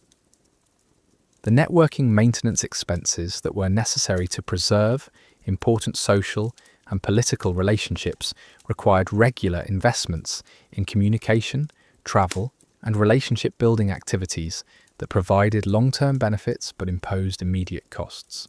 Knights who neglected their professional networks found themselves isolated and disadvantaged, while those who maintained active networking programs often struggled with the time and financial demands these relationships required. The reputation management cost that became increasingly important as information spread more quickly through medieval society required careful attention to public perception and political positioning. Knights who developed poor reputations found their opportunities limited and their effectiveness reduced, while those who invested heavily in reputation management often found these costs difficult to quantify and justify in terms of concrete returns. The diversification expenses that were necessary to reduce dependence on single sources of income or political support required investments in multiple activities and relationships that divided attention and resources among competing priorities. Knights who maintained narrow focuses found themselves vulnerable to changes in their primary areas of activity, while those who diversified their interests often struggled to maintain effectiveness in multiple areas simultaneously. The innovation costs that were required to remain competitive as military and political techniques evolved demanded investments in experimental approaches and unproven technologies that carried substantial risks of failure. Knights who avoided innovation found themselves using obsolete methods and equipment, while those who invested in innovation often faced substantial losses when their experimental approaches failed to produce expected results. The collaboration expenses that became necessary as medieval activities became more complex and specialized required investments in partnerships and joint ventures that shared both costs and benefits among multiple participants. Knights who attempted to maintain complete independence found themselves overwhelmed by the complexity of modern activities, while those who entered into collaborative arrangements often struggled with the coordination and communication challenges these relationships created. The standardization costs that were imposed by evolving medieval institutions required investments in compliance with regulations and procedures that provided little immediate benefit while imposing substantial ongoing expenses. Knights who failed to comply with standardization requirements found themselves excluded from important activities and opportunities, while those who invested in compliance often questioned whether these expenses provided adequate returns. The documentation expenses that became increasingly important as medieval legal and administrative systems became more sophisticated required investments in record-keeping, legal compliance, and administrative support that consumed resources without providing immediate military or political benefits. Knights who neglected documentation requirements found themselves vulnerable to legal challenges and administrative difficulties, while those who maintained adequate documentation often struggled with the costs and complexity of these systems. The communication costs that were necessary to maintain effectiveness in increasingly complex medieval political and military environments required investments in messengers, translators, and communication technologies that connected knights with distant allies and information sources. Knights who remained isolated from communication networks found themselves operating with inadequate information, while those who maintained active communication programs often struggled with the ongoing expenses these systems required. The coordination expenses that became necessary as medieval military and political activities became more complex and specialized required investments in planning, scheduling, and management capabilities that ensured effective cooperation among multiple participants. Knights who attempted to operate independently found themselves unable to achieve objectives that required coordinated action, while those who invested in coordination capabilities often struggled with the ongoing costs and administrative burdens these systems imposed. The monitoring systems that knights were expected to maintain to track their various obligations and responsibilities required constant attention to detail and record keeping that consumed time and mental energy that could have been devoted to more productive activities.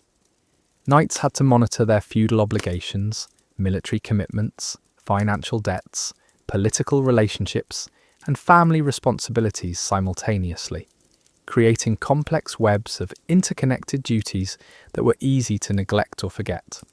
A single oversight could cascade into multiple problems, as missed obligations created conflicts with other commitments and damaged important relationships.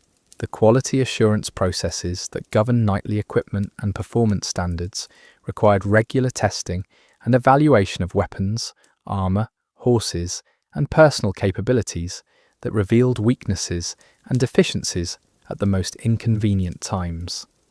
Knights discovered that their supposedly reliable equipment failed during crucial moments, that their physical conditioning was inadequate for unexpected demands, and that their skills had deteriorated due to lack of practice or changing requirements.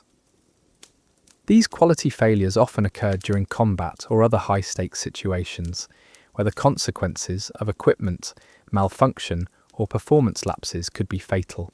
The resource allocation decisions that knights faced daily required them to balance competing priorities and urgent demands while operating with limited time, money, and energy. Knights had to decide whether to invest in new equipment or maintain existing gear, whether to focus on military training or political networking, whether to support their families or serve their lords. These allocation decisions were complicated by incomplete information, changing circumstances, and conflicting advice from various sources who had their own agendas and interests.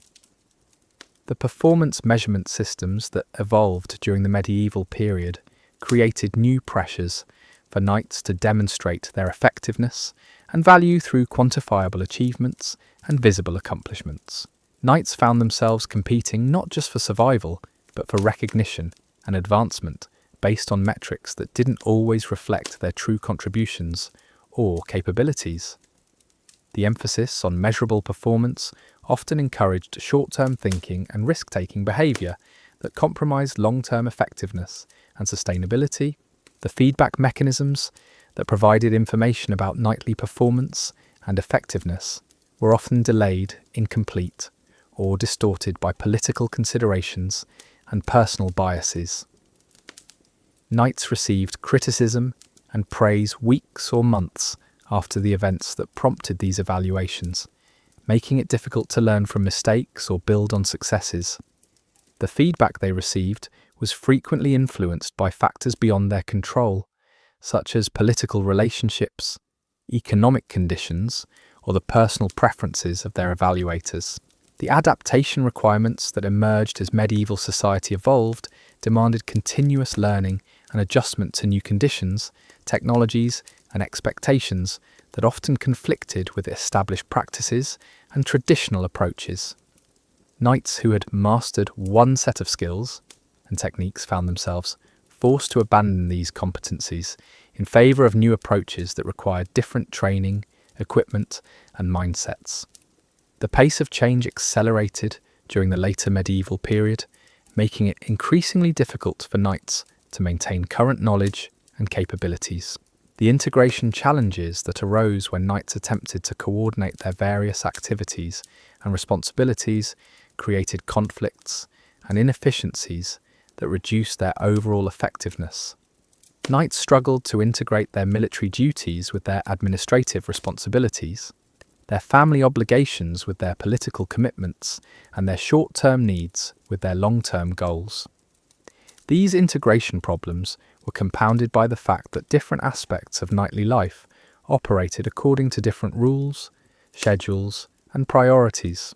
The optimization pressures that were created by resource constraints and competitive environments forced knights to constantly seek ways to improve their efficiency and effectiveness while maintaining quality and reliability.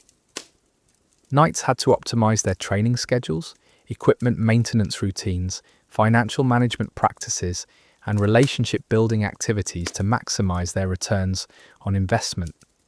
These optimization efforts often required knights to make trade-offs and compromises that reduced their flexibility and adaptability. The synchronization requirements that were necessary to coordinate knightly activities with the schedules and priorities of other people and organizations created ongoing scheduling conflicts and timing problems. Knights found themselves trying to attend court sessions while managing harvest seasons, conducting military training while fulfilling diplomatic obligations, and maintaining family relationships while traveling on extended campaigns. These synchronization challenges were made worse by poor communication systems and unpredictable travel conditions.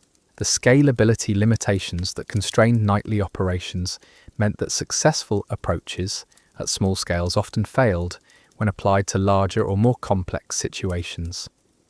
Knights who excelled at managing small military units struggled when given command of larger forces, while those who effectively administered modest estates found themselves overwhelmed when their responsibilities expanded. These scalability problems were particularly acute for knights who experienced rapid advancement or sudden changes in their circumstances. The sustainability concerns that emerged as knights attempted to maintain their activities and effectiveness over extended periods revealed the long-term costs and consequences of medieval military life.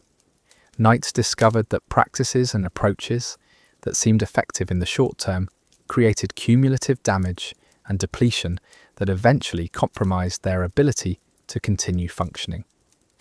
The physical, financial, and psychological toll of knightly life accumulated over time, creating sustainability crises that were difficult to address once they became apparent. The flexibility demands that were created by unpredictable medieval conditions required knights to maintain adaptability and responsiveness, while also developing specialized capabilities and deep expertise. Knights needed to be prepared for a wide range of possible situations and challenges while also achieving mastery in specific areas of knowledge and skill. This tension between flexibility and specialization created ongoing dilemmas about how to allocate training time and resources most effectively. The reliability expectations that were placed on knights by their lords, families, and communities required consistent performance and dependable service despite highly variable conditions and circumstances. Knights were expected to deliver results regardless of weather, political upheavals, health problems, or resource constraints that might affect their capabilities. These reliability demands created enormous pressure to maintain performance standards, even when external conditions made success difficult or impossible. The accountability systems that governed knightly behavior and performance created multiple layers of oversight and evaluation that often conflicted with each other and imposed contradictory requirements. Knights found themselves accountable to their feudal lords for military service, to their families for financial support, to the church for moral behavior, and to their communities for justice and protection. These multiple accountability relationships created situations where satisfying one set of expectations inevitably disappointed other stakeholders. The transparency requirements that were imposed by evolving medieval administrative systems forced knights to document and report their activities in ways that revealed information they might have preferred to keep private. Knights had to provide detailed accounts of their financial transactions, military activities, and political relationships to various authorities who used this information to evaluate their performance and loyalty. This transparency reduced knights' privacy and autonomy, while increasing their vulnerability to criticism and political manipulation.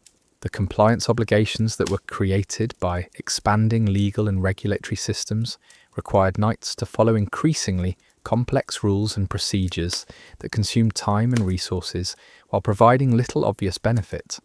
Knights had to comply with feudal regulations, church requirements, royal decrees, and local customs that often contradicted each other and changed frequently.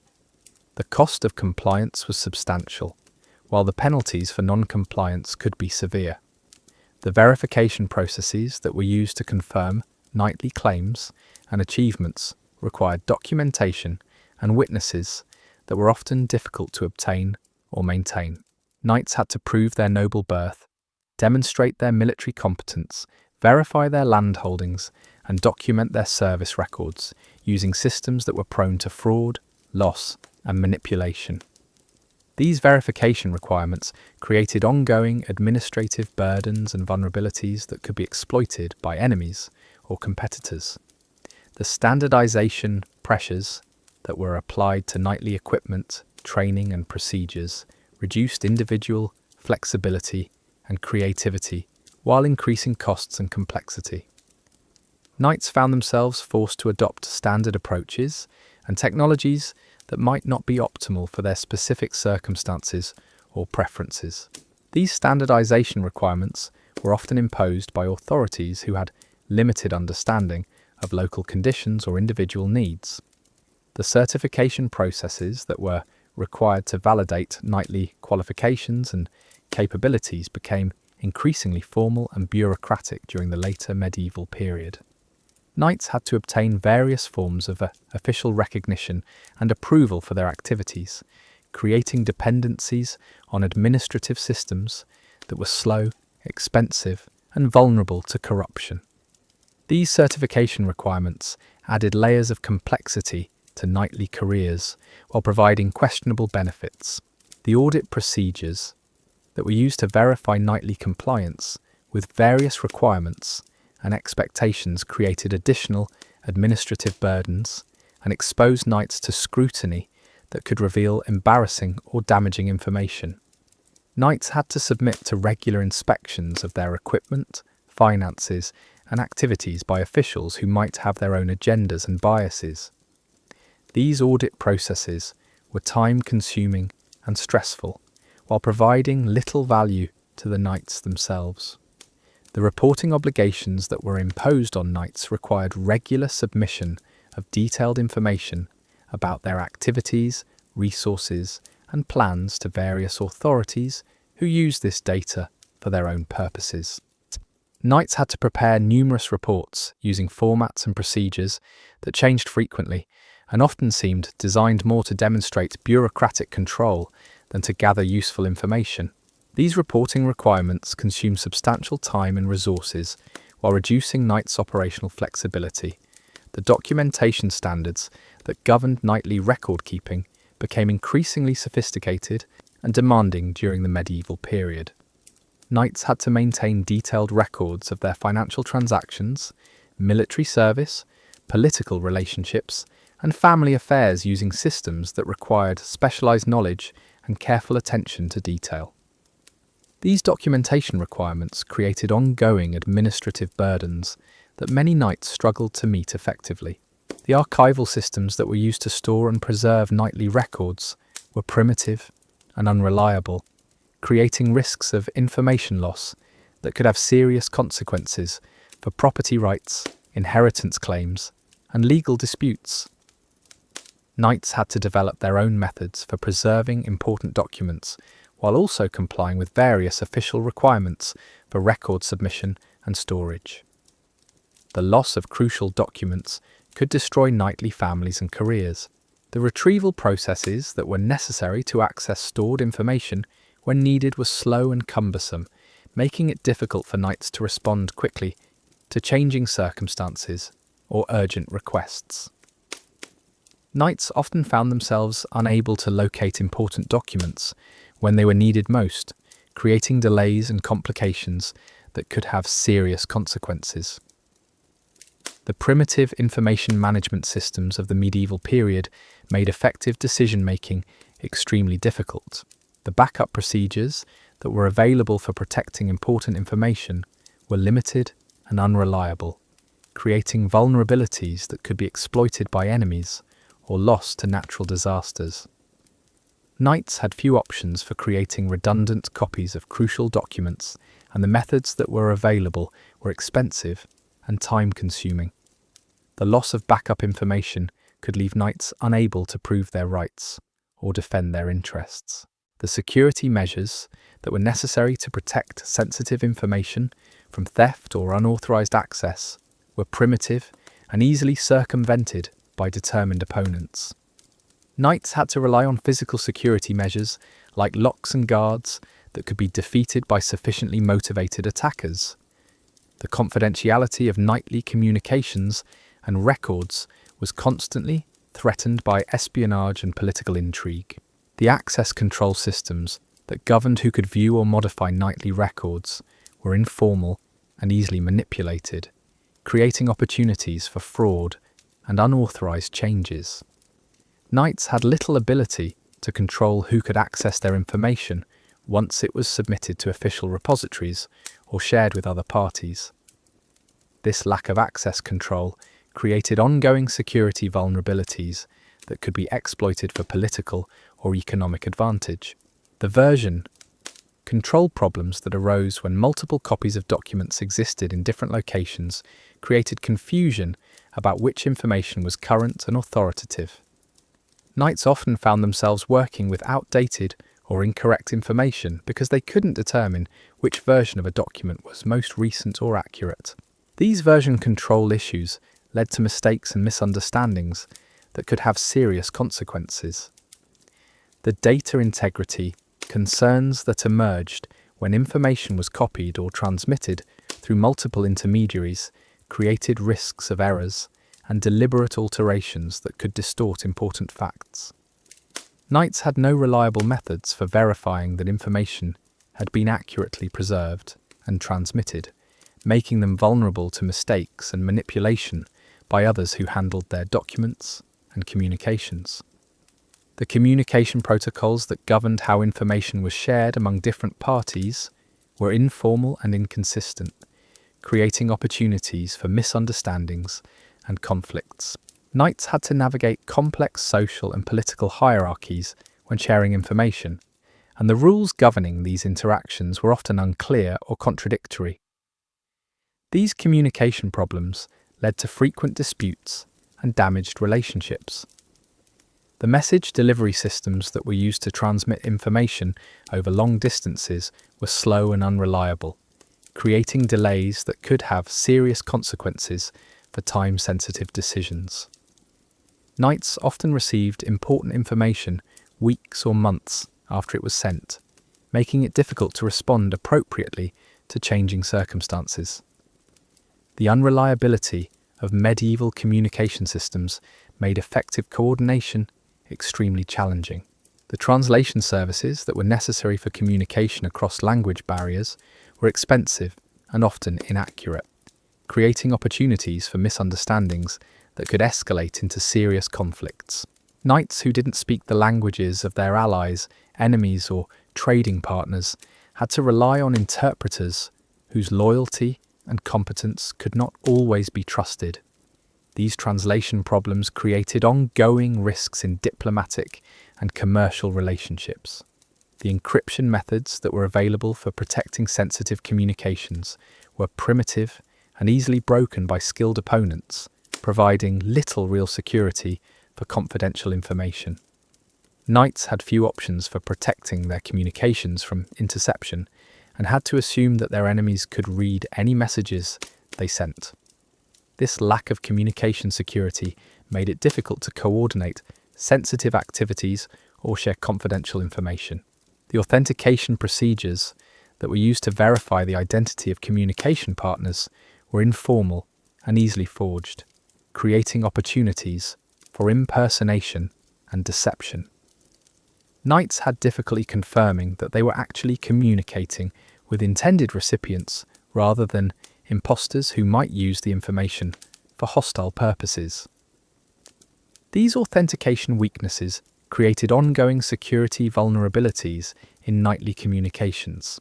The priority systems that were used to manage multiple competing demands and urgent requests were informal and subjective, creating confusion about which activities and obligations should receive attention first. Knights often found themselves overwhelmed by competing priorities and had little guidance for making effective decisions about resource allocation and time management. These priority conflicts created ongoing stress and reduced overall effectiveness. The escalation procedures that were available when problems or conflicts could not be resolved at lower levels were slow and cumbersome, creating delays that often made situations worse. Knights who encountered problems that exceeded their authority or capabilities had limited options for obtaining help or guidance from higher authorities. These escalation delays often allowed minor problems to develop into major crises. The conflict resolution mechanisms that were available for addressing disputes and disagreements were formal and expensive, making them inaccessible only to wealthy knights who could afford the costs of legal proceedings. Knights who lacked sufficient resources to pursue formal dispute resolution often found themselves forced to accept unfavourable settlements or abandon legitimate claims. These access limitations created ongoing inequities in the medieval justice system.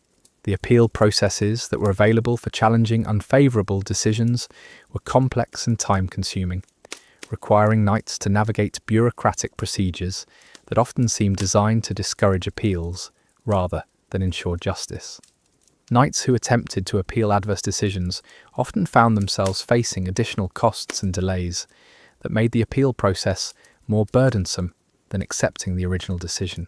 The enforcement mechanisms that were used to ensure compliance with decisions and agreements were inconsistent and often ineffective, creating situations where knights could ignore obligations without facing meaningful consequences.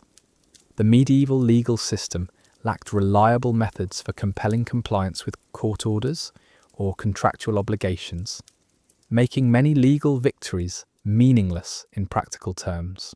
The remedy options that were available when knights suffered damages or losses were limited and often inadequate to compensate for actual harm suffered. Knights who won legal cases often found that the remedies they received were insufficient to restore their losses, or that the responsible parties lacked the resources to pay ordered compensation.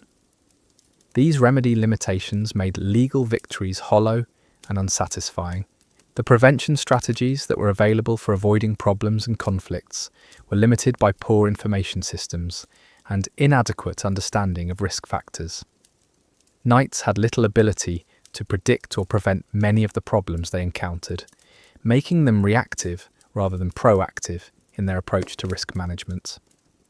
This reactive orientation often resulted in crisis management rather than effective problem prevention. The maintenance schedules that knights were required to follow for their equipment and facilities created relentless cycles of work that consumed enormous amounts of time and resources while providing little immediate satisfaction or visible progress. Knights had to clean and oil their armour regularly to prevent rust, sharpen their weapons to maintain cutting edges, exercise their horses to keep them fit for battle them in fighting condition, and inspect their castle fortifications for signs of wear or damage. These maintenance tasks were never truly finished, as each piece of equipment required ongoing attention and care that competed with other urgent priorities and obligations. The inventory management systems that knights used to track their possessions and supplies were primitive and error-prone, creating frequent shortages and surpluses that disrupted military operations and household management.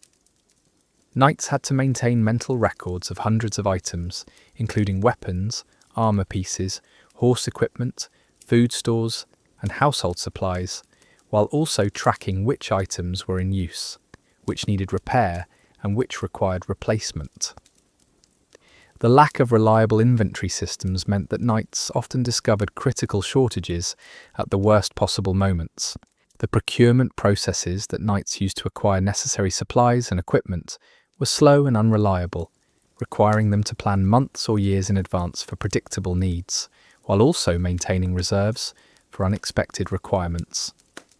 Knights had to negotiate with craftsmen who operated on their own schedules and priorities, often waiting weeks or months for essential items, while hoping that political or military situations wouldn't change before their orders were completed.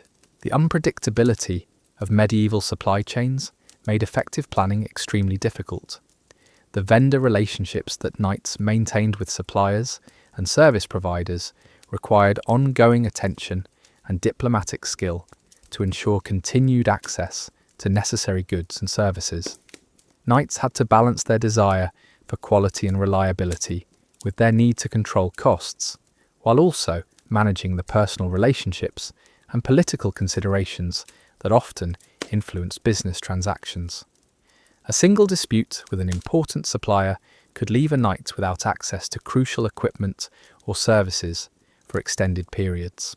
The contract negotiations that governed major purchases and agreements required legal knowledge and negotiating skills that most knights had never developed during their military training. Knights often found themselves at disadvantages when dealing with experienced merchants and craftsmen who understood contractual terms and conditions better than their warrior customers. These negotiating weaknesses led to unfavourable agreements that created ongoing financial and operational problems. The payment systems that were used for medieval transactions were complex and often unreliable, involving multiple currencies, barter arrangements, and credit systems that created confusion and opportunities for disputes. Knights had to understand exchange rates, credit terms, and payment schedules, while also managing their own cash flows and financial obligations. The complexity of medieval commerce made simple transactions surprisingly difficult and risky. The credit arrangements that knights used to finance major purchases often involved terms and conditions that were poorly understood and inadequately documented, creating long-term obligations that could persist for decades. Knights who borrowed money to purchase equipment or finance military campaigns often found themselves trapped in debt cycles that consumed increasing portions of their income while providing diminishing returns on their investments. The debt collection procedures that were used when knights failed to meet their financial obligations were harsh and unforgiving, often resulting in the seizure of property and the destruction of families that had served faithfully for generations. Knights who encountered temporary financial difficulties due to crop failures, military defeats, or political upheavals could find their entire estates confiscated by creditors who showed little consideration for past service or future potential. The bankruptcy alternatives that were available to knights who could no longer meet their financial obligations were limited and usually involved complete social and economic ruin. Knights who declared bankruptcy lost not only their property and titles, but also their social standing and political connections, making it nearly impossible to rebuild their lives or provide for their families. The stigma associated with financial failure persisted for generations. The insurance concepts that might have protected knights against catastrophic losses were virtually unknown during most of the medieval period, leaving individuals and families completely vulnerable to disasters that could wipe out lifetimes of accumulated wealth and effort. Knights had no protection against crop failures, military defeats, natural disasters, or political upheavals that could destroy their economic foundations overnight. The risk assessment techniques that were available to knights for evaluating potential dangers and opportunities were primitive and subjective, relying mainly on personal experience and informal advice from friends and associates. Knights had little systematic way to analyse the potential costs and benefits of different courses of action, making them vulnerable to poor decisions based on incomplete information or wishful thinking. The contingency planning processes that knights used to prepare for possible future problems were informal and often inadequate, leaving them unprepared for many of the challenges they eventually faced. Knights who attempted to plan for various contingencies found it difficult to anticipate all the possible combinations of circumstances that might arise, while those who focused too narrowly on specific scenarios were often blindsided by unexpected developments. The crisis management capabilities that knights possessed for dealing with emergencies and unexpected problems were limited by poor communication systems and inadequate resources for rapid response. Knights who faced sudden military threats, natural disasters, or political crises often found themselves unable to coordinate effective responses quickly enough to prevent serious damage to their interests and responsibilities. The recovery procedures that knights used to rebuild after experiencing major setbacks or disasters, were time-consuming and expensive, often requiring years or decades to restore previous levels of capability and prosperity.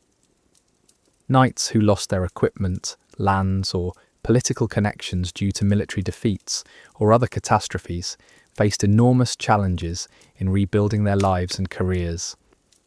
The learning systems that knights used to acquire new knowledge and skills throughout their careers were informal and inefficient, relying mainly on trial and error experiences that were often costly and dangerous. Knights had few opportunities for systematic education or training after their initial preparation for knighthood, making it difficult for them to adapt to changing conditions or acquire new capabilities as needed. The knowledge management practices that knights used to preserve and share important information were primitive and unreliable, resulting in frequent losses of valuable experience and expertise. Knights had limited ways to document their experiences and lessons learned, and even less ability to share this information effectively with other knights who might benefit from their knowledge. The mentoring relationships that provided guidance and support for young knights were often informal and inconsistent, leaving many individuals without adequate preparation for the challenges they would face. Knights who lacked effective mentors often repeated the mistakes of previous generations, while missing opportunities to learn from the successes and failures of more experienced warriors. The succession planning processes that knights used to prepare their families and followers for leadership transitions were often inadequate and poorly executed, resulting in confusion and conflict when established leaders died or became incapacitated. Knights who failed to plan adequately for succession often left their families and dependents unprepared for the responsibilities they would inherit. The delegation systems that knights used to assign responsibilities to subordinates and dependents were informal and often unclear, creating confusion about who was responsible for what tasks and decisions. Knights who attempted to delegate important responsibilities often found that their instructions were misunderstood or ignored, while those who tried to maintain direct control over everything quickly became overwhelmed. The supervision procedures that knights used to monitor the performance of their subordinates and dependents were time-consuming and often ineffective, requiring constant attention that diverted knights from other important activities. Knights who provided too little supervision often discovered problems too late to prevent serious consequences, while those who micromanaged everything created resentment and reduced initiative among their followers. The performance evaluation systems that knights used to assess the effectiveness of their people and activities were subjective and inconsistent, making it difficult to identify problems or recognize exceptional performance.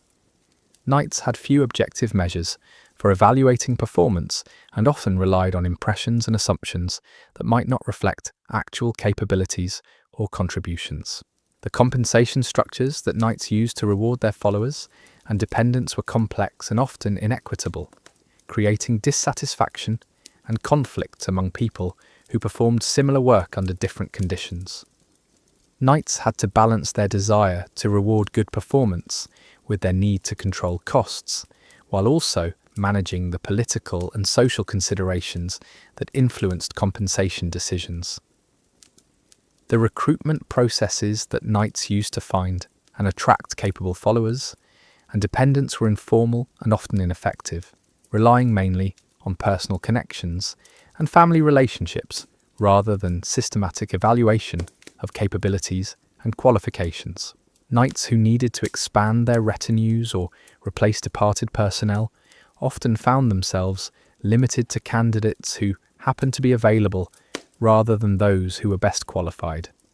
The retention strategies that knights used to keep valuable people from leaving their service were limited and often unsuccessful, particularly when other opportunities offered better compensation or working conditions.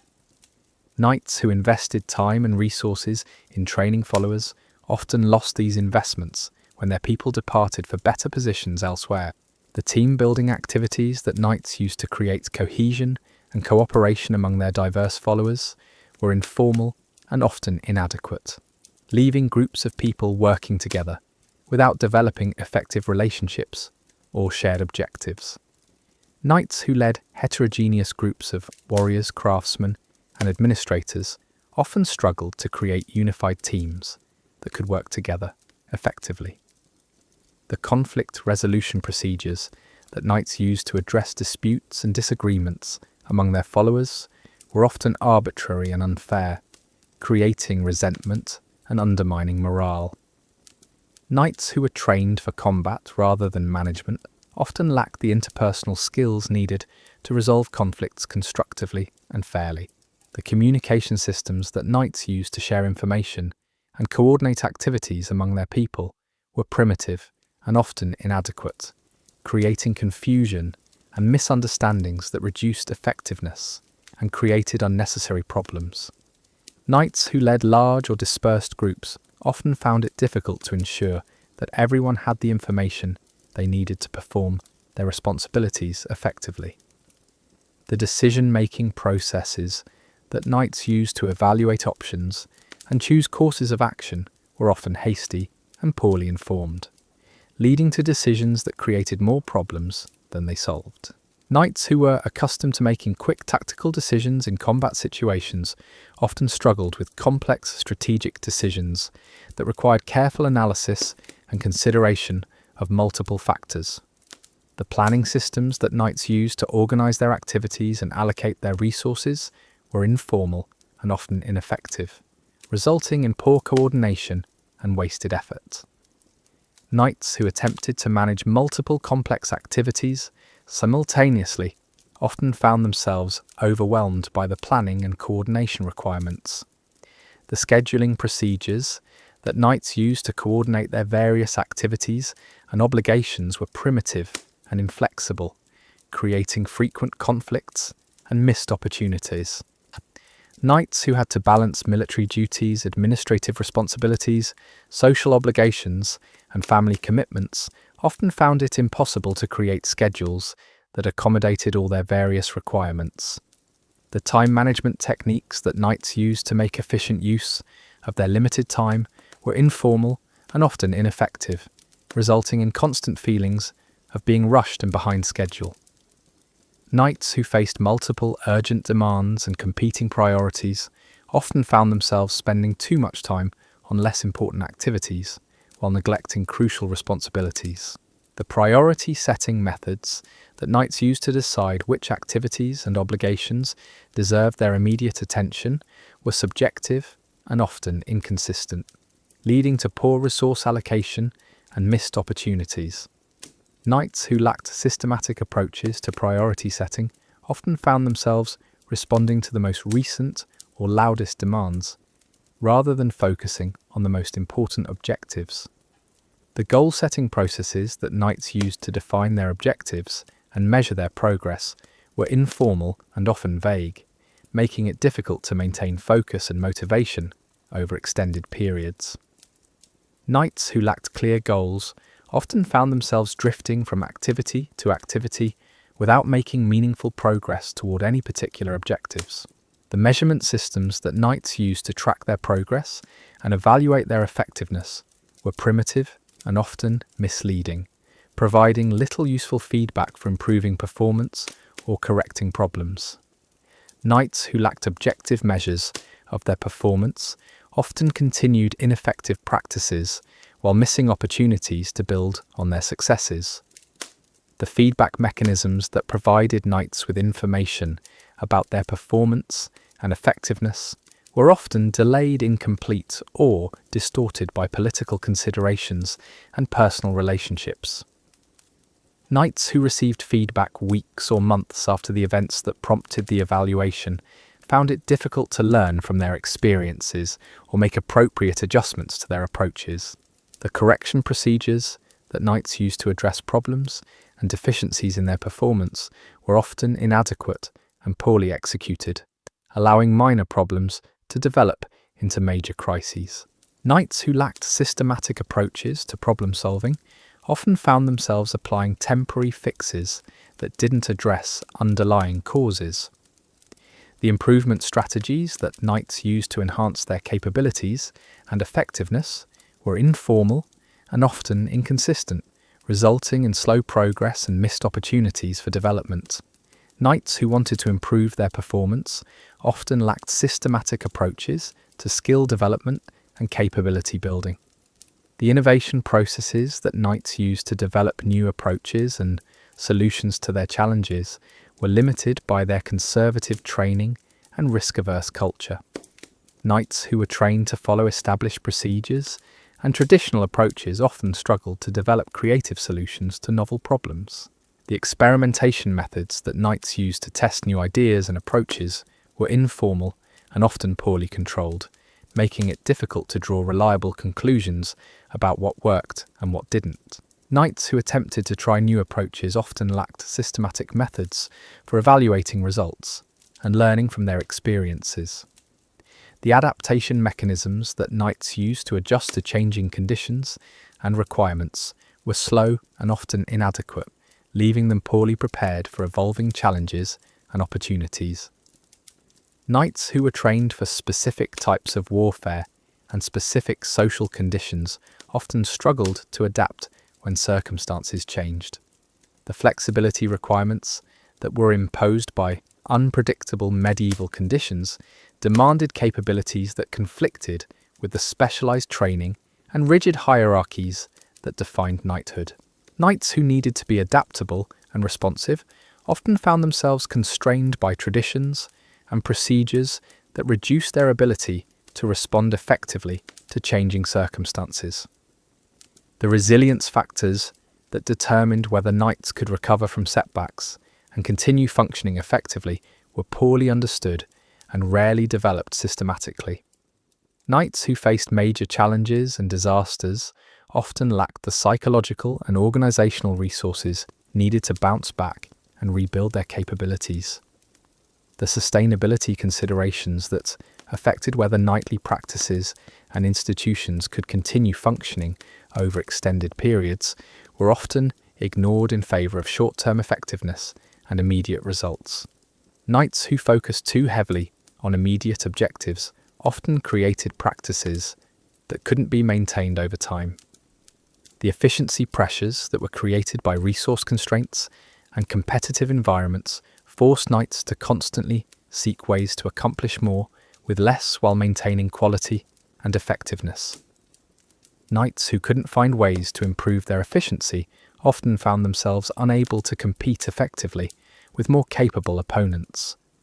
The effectiveness measures that were used to evaluate whether knights were accomplishing their intended objectives were often unclear and poorly defined, making it difficult to determine whether efforts were producing desired results. Knights who lacked clear measures of effectiveness often continued ineffective practices while missing opportunities to focus on more productive activities. The productivity expectations that were placed on knights by their lords, families, and communities created pressure to generate visible results and tangible benefits despite operating with limited resources and challenging conditions. Knights who couldn't demonstrate productive use of their time and resources often faced criticism and reduced support. The quality standards that governed knightly performance and output were often subjective and inconsistent, creating confusion about what level of performance was expected and acceptable. Knights who attempted to meet quality standards often found themselves dealing with conflicting requirements and changing expectations.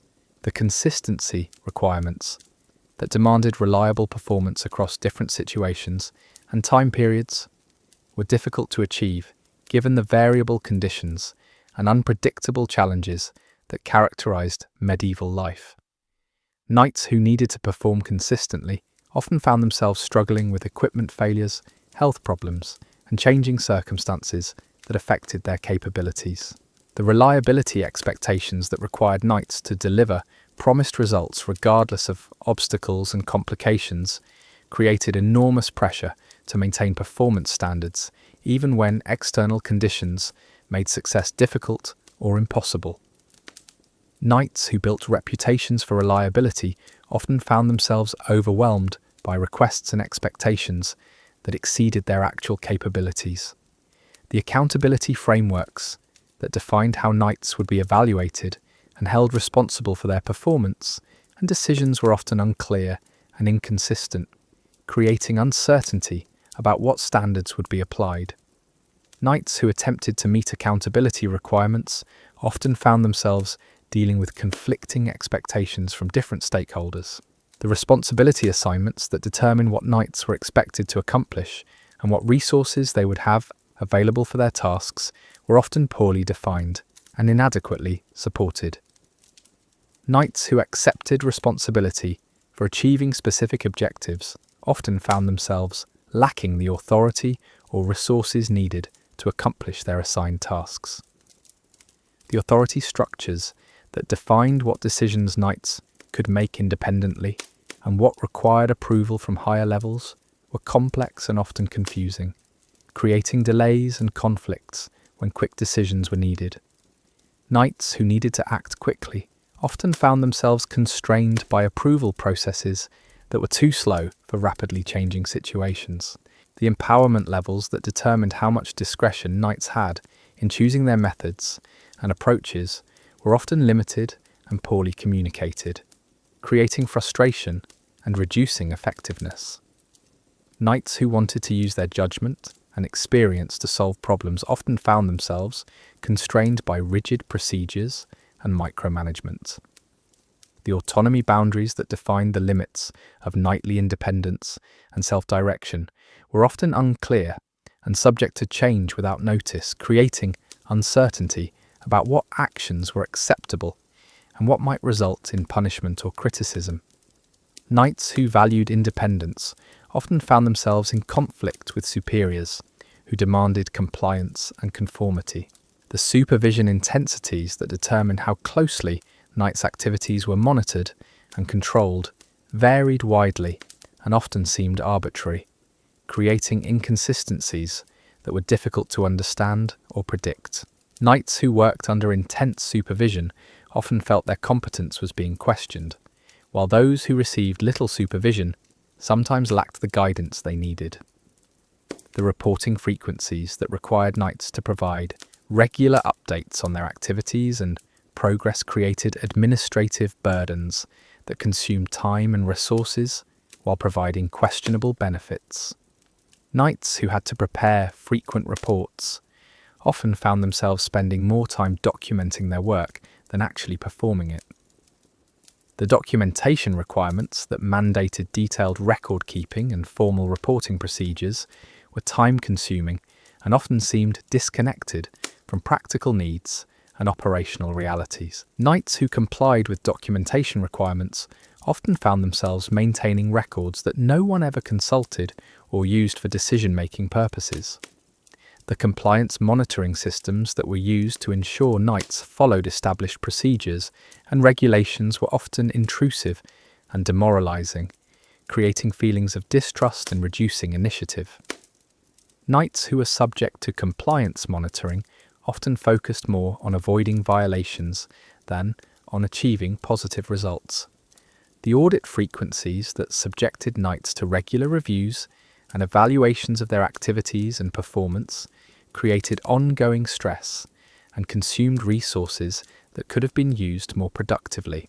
Knights who underwent frequent audits often found themselves preparing for evaluations rather than focusing on their actual responsibilities.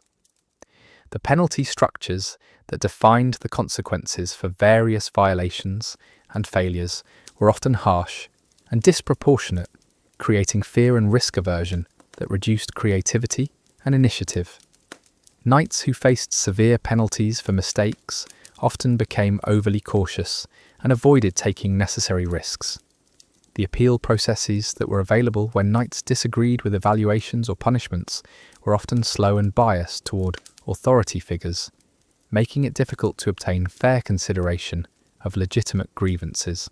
Knights who attempted to appeal adverse decisions often found themselves facing additional penalties for challenging authority. The grievance procedures that were supposed to provide fair resolution of disputes and conflicts were often formal and expensive, making them inaccessible to knights who lacked sufficient resources or political connections.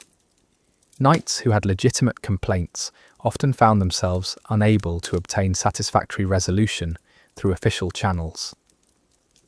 The mediation services that were available for resolving conflicts between knights and their superiors or peers were informal and often ineffective, leaving many disputes unresolved and creating ongoing tension. Knights who participated in mediation often found that agreements reached through these processes were not enforced effectively. The arbitration systems that were used to settle major disputes were expensive and time-consuming, often creating more problems than they solved while consuming resources that could have been used more productively. Knights who agreed to arbitration often found themselves bound by decisions that seemed arbitrary or unfair. The negotiation protocols that governed how disputes and disagreements were addressed were often informal and favoured parties with superior political connections or negotiating skills.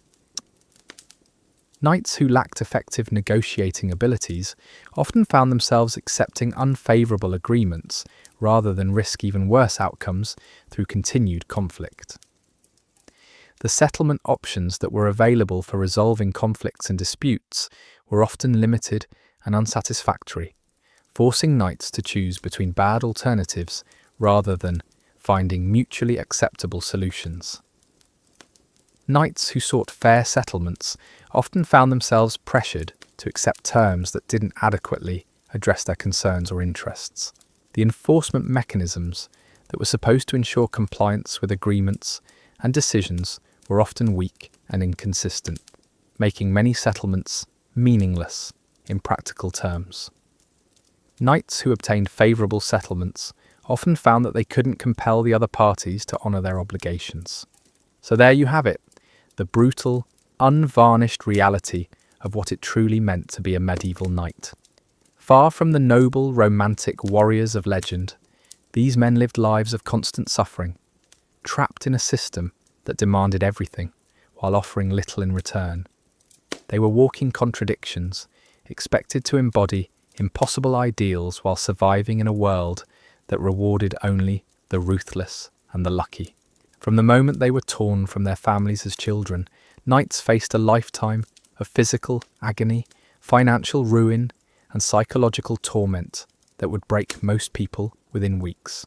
They wore armour that tortured them, rode horses that could kill them, and fought battles that served interests they rarely understood or supported.